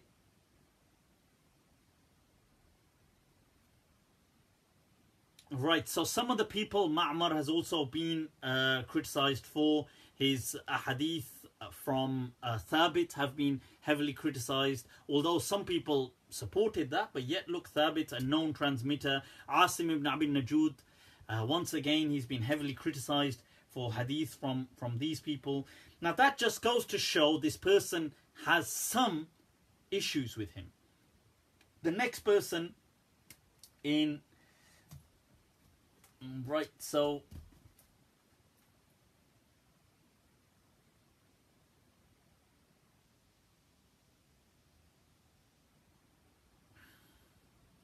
next person, sorry, I'm just opening it in this chain. So that's done two. We've taken a look at two of them. The first one being Hammam, who we've highlighted some people have got problems with. Then Ma'mar, as I've highlighted, although he's reliable, yet people have said certain locations, certain people, Thabit, Asim, all these things he has an issue with. People have massively problematized these hadith. Then somebody, in addition to the first teacher of Bukhari, As-Sakhtiyani in this case is also accused of being from the Murji'ah, which is problematic. Okay, so let's go back to the hadith. Well, somebody may say, well, this has another chain. And it does. If it allows me to open. Right, okay, excellent. This chain, in this case, the teacher of Bukhari, who's also known as Bukhari, is Abdullah al-Ju'afi al-Bukhari, sometimes known as al-Musnadi, because he was one of the first people to gather a Musnad, who comes through a similar chain, except this time it's Abdul Razzaq as-San'ani from Ma'mar, from Hammam. Okay, from Abu Hurairah. So we've taken a look at Hammam, some criticism, taken a look at Ma'mar. This is the second riwayah in Bukhari, and now Abdul Razzaq in this chain. Okay, so if we go back un momento. Abdul Razzaq, right, we've got people like Imam Nasa'i. He says that fihi nazar, that we've got to be wary about Abdul Razzaq, especially in his later age. Al-Dhahabi says in Mizan al-I'tidal, ruwiya anhu ahadith manakir. There have been really massively problematic hadith transmitted from Abdul Razzaq as-Sam'ani. Darqutni says that قال ابن بكير عنه ثقة يخطئ على معمر في أحاديث. That Darqutni transmits that he makes mistakes from Ma'mar. And once again, where is this hadith coming? It is coming from Ma'mar. And then some people say he had Shia tendencies and things like this, but that aside, he's quoted by Dhahabi again in the Kashif. He mentions that وَلَهُ غَرَائِبْ وَمَنَاكِيرٌ. Okay, somebody who has غرائب, he has manakir. Abu Hatim al-Razi says about him that يُكْتَبُ حَدِيثُهُ وَلَا يُحْتَجُّ بِهِ, that we write his hadith, we do not consider them as evidence. Okay, so that's we've got that there about Abdul Razzaq as-San'ani. We've also got same thing here in the Ilal of Tirmidhi, the commentary. You've got people mentioning him. He is a popular scholar of hadith, and he has many hadith which we can accept if they do meet up to the criteria. He, towards his later part of his life, did kind of lose his eyesight, and that also impacted his hadith. They mention here as well, وَكَانَ يُلَقَّنْ أَحَدِيث بَاطِلًا. He would be taught fabricated hadith because his eyesight was impacted. Right, so that's there as well. But once again, same thing. وقد ذكر غير واحد عن أن عبد الرزاق حدث بأحاديث مناكير, that he's mentioned certain manakir hadith, especially as well after his eyesight was impacted. So that's something worth. Right, so that's highlighted here as well. And as you've seen the quotes from all of these scholars, Abu Hatim al-Razi, other people, Darqutni, quoting as well, transmitting, especially when we're looking at his ahadith from Ma'mar, we have a problem. Okay, so cool. I hope that's. Let me just check. Was there anything else here? Nope.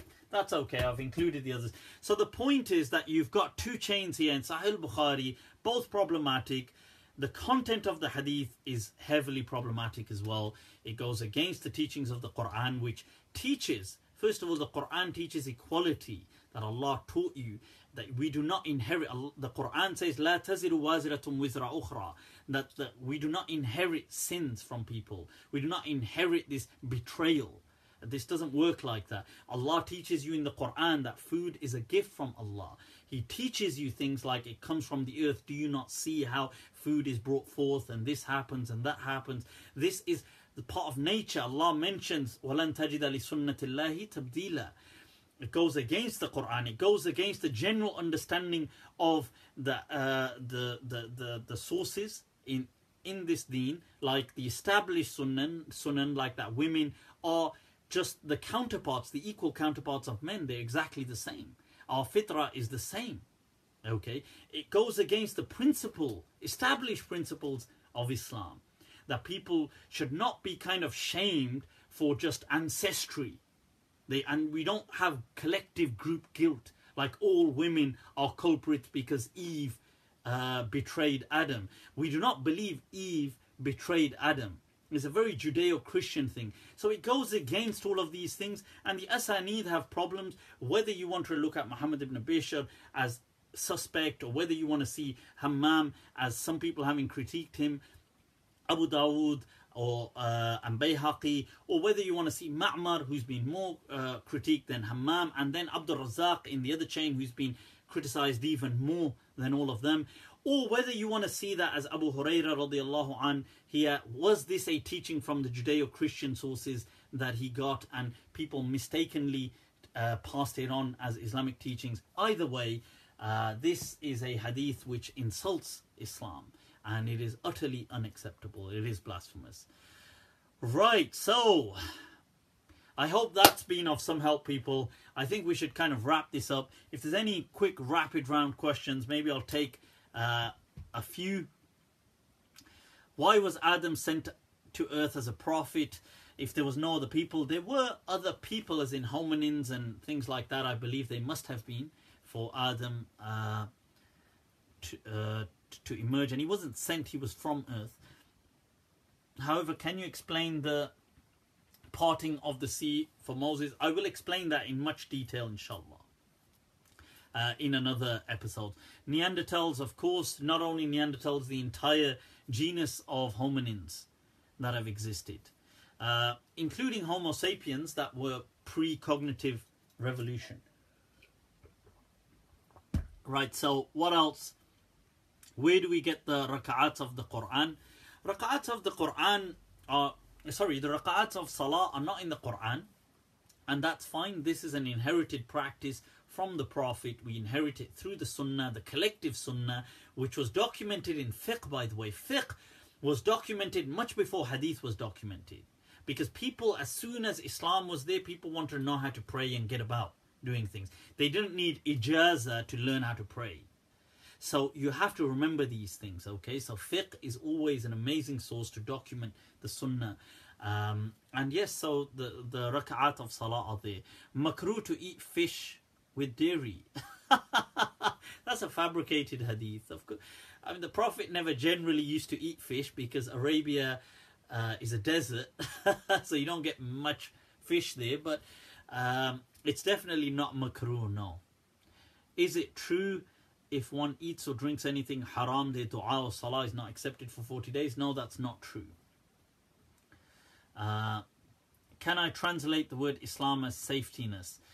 My understanding is Islam, although it can be seen as somebody who enters into a state of safety, I think it's more, and the same for mu'min, entering into a state of aman, but I think it more ties in as well with submission, somebody who enters into, submits to the understanding of the Creator. Why the punishment of the grave? I believe that, you see, the punishment of the grave isn't something that is clearly in the Quran in that sense at all. Some people say certain verses can allude to it, which are true. They can allude to that understanding, but it's not clear. There do seem to be certain ahadith, but some of the hadith to do with the punishment of the grave are problematic, because the things they mention are problematic. Like, it doesn't make sense why anybody... Like, so, for example, there's a hadith about a person who, when he urinates, his urine falls over him. So he's now getting tortured over that. Even though urine falling over you is not a sin. It's not seen as anything. I mean, okay, if you're about to pray, you should wash. That's a different ruling. But it's not a kind of like a crime or seen as, oh my God, person deserves to be punished. So this hadith is problematic in itself. So there are some, but most of the scholars have gone with this understanding that there is a punishment in the grave. Some scholars have problematized this. I would feel that this isn't conclusive. If you want to believe, I would personally say that this is open. If a person wanted to believe it, they could. If they didn't want to believe it, I feel there's scope. This isn't something that is that... clear. The Quran seems to teach that as soon as people die, the afterlife for them is as though it's just within moments. So they say, you know, Man ba'athana min marqadina, who brought us back from our sleep? That weren't we? And some of them say, weren't we yawman or ba'da yawm or nisfa yawm? Weren't we only out for a part of a day? So obviously that seems to go against the understanding that they were being tortured and they knew what was going on. So I would say, look, this is just open to people who it makes sense to. They can take it. To people who it doesn't make sense to, they don't need to take it. I think all of those views are there. Is Pul Sirat real? That's an interesting discussion. Is that influenced from other sources? Is this Pul Sirat brought in from Zoroastrianism as the Muslims conquered Persia and Zoroastrian people? Did they bring in their concept of the Pul Sirat that they had? Because Zoroastrianism has that as a key feature within their belief, that they call it the Pul. They actually call it Pul as well. Pul. It's just slipped my mind now. They have a word for it, but it's that God, their God, has two sons. One is evil, one is good, and they have a description that it's finer than the finest hair and sharper than the sharpest blade, and that when this world ends, both sons, the demigods, if you like, will be asked to go past this bridge, and the evil one won't be able to, and he will fall into the fire. This seems to be exactly the same thing that Muslims seem to have, this description they seem to have inherited. It's nowhere in the Quran anything like this. The Quran doesn't seem to speak of anything to do with a bridge called the Sirat, or and it seems to, if you look at the description of the Quran of the judgment and things like this, it seems to go against that. It doesn't, you know, there's nothing like this, another test after a test, for example. Most Muslims do seem to have accepted this, however. I don't think it's a key belief. I don't think it's from the main aspects of Islam. Once again, I would feel it's on that spectrum. If you wanted to believe it, you could. If you didn't want to believe it, you could. I don't think this is established through qat'i arguments. You couldn't establish this through conclusive, because it's not in the Quran, full stop. You may take vague verses in the Quran like وَإِن مِّنكُمْ إِلَّا وَارِدُهَا, like the verse in the Quran, and they say, oh, this is talking about, or is this talking about death, or is this talking about Day of Judgment, or is this talking about, like, what is it? And some people say it's talking about this bridge. But that's not conclusive evidence. And you may take certain hadith with this same description that the Persian people had, hundreds and hundreds, like even thousands of years literally before Islam. I mean, they're like, you're talking almost in the time of Abraham, just after that, really. This understanding of Zarathustra, and this teaching that there will be a finer than the finest hair and sharper than the sharpest blade, a bridge that you have to cross. So I think it's interesting that did we inherit this through the people, through local culture, and then it got codified into creed. So that's an interesting discussion in itself. Okay, cool people, I hope that's of some help. I'm gonna leave you to it, inshallah. If you do like to reach out to me, message me, Facebook, Instagram, Mufti Abu Layth, Snapchat, Malm 2014, YouTube people, subscribe to my YouTube channel, because I'm always cutting out clips and getting them put onto YouTube for greater benefit. So do, inshallah, subscribe to that, share it share the love, people, share the love, and get it out there. Is the punishment of the grave like purgatory in Catholicism? So you pay for your sins. Actually, you see, this is the contradiction. Those who believe in the punishment of the grave do not say it's a wiping of your sins. And they just say it's a suffering, which doesn't make much sense, because you're not allowed to be punished before you have judgment. And then some people say, well, maybe it's not an actual punishment, but it's just a fear, and then, which is a more kind of at least an understandable argument.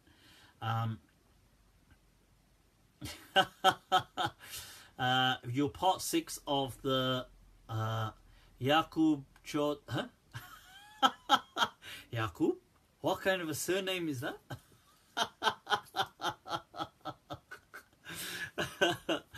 Choud? Yeah, if I read that out, there's going to be another scandal. People are going to go, yaar, ye mufti gaaliyan bahut deta hai yaar.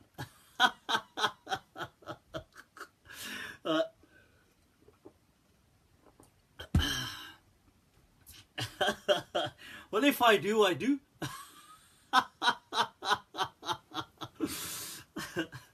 You know, as it says on some of the rickshaws in Pakistan, it says,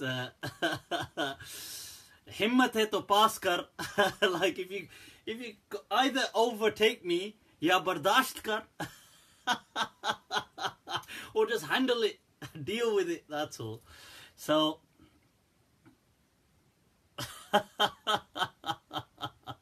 فَلْيَضْحَكُوا قَلِيلًا وَلْيَبْكُوا كَثِيرًا. Somebody trying to tell us it's haram to laugh.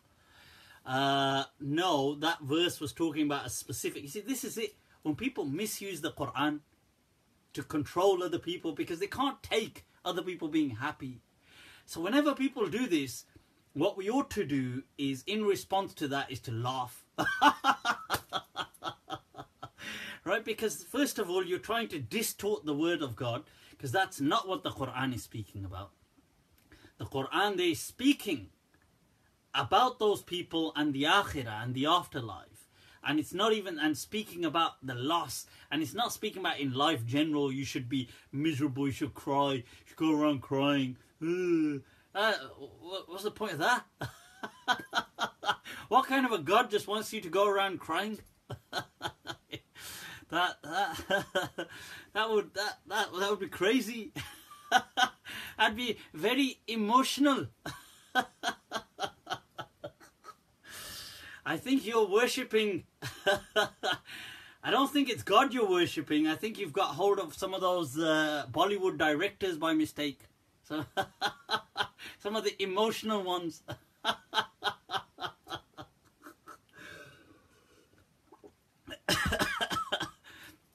Check kar liyo. Is it Allah or is it somebody else you're worshipping? So, people, Muhammad Wasim Khan. Oh, Mufti. Is that Mufti Sahib? Are you online? Adab, adab. People, Mufti Wasim is in the house. Ahlan wa sahlan. Those of you who don't know him should reach out to him, inshallah. Connect. Awesome Sheikh from America. Sheikh Khabbab Ahmad is in the house. Ahlan wa sahlan bikum. Ahlan wa sahlan. Spider-Man, G-Force. Should Muslims focus more on the divine love? Why not? I would say more than that even. Focus on human love. Huh? On humanity. On compassion. What does it mean to be a human being? Focus on that. That is what Islam came for. It's amazing, you know, we've, like, the real thing, the insaniya we've forgotten. And people today, why are you laughing? You should be crying. Oh, and we had, you know, people, such negative people. We had this, even with Sheikh Akram, by the way, we had these people, our good old friend, Mulvi Zamil, writing pages of a refutation against Sheikh Akram, saying he should be boycotted from attending a khatam on Dar al-Ulum. Come, I mean, for God's sake, get a life. People are inviting him, and he wrote this whole 4 pages, which I can't really go through now, but it would be worth seeing some points. He wrote these several pages saying, right, check this out, people. You know, I open this and I think, yeah, this WhatsApp and me have a long history. Well, anyway, those who know, know. The only way, this is Mufti Zamil. You know, Zamil in Arabic slang today means somebody who's gay in camp. Zamil. Zamil. Naughty. The only way to ensure success in this dunya and the akhirah, sounds like a tablighi jamaat bihan, is by adhering to the deen. The Salaf have gone through great pains to ensure this deen is accurately preserved. So this is basically from the 19th century onwards, the Ummah has been ravaged by modernist thought. But when did Deoband begin? 19th century too? What, this one? Zamil, what do you say? Oh. Oh, Zamil. Zamil, Deoband ulama also, 19th century. This one not nice.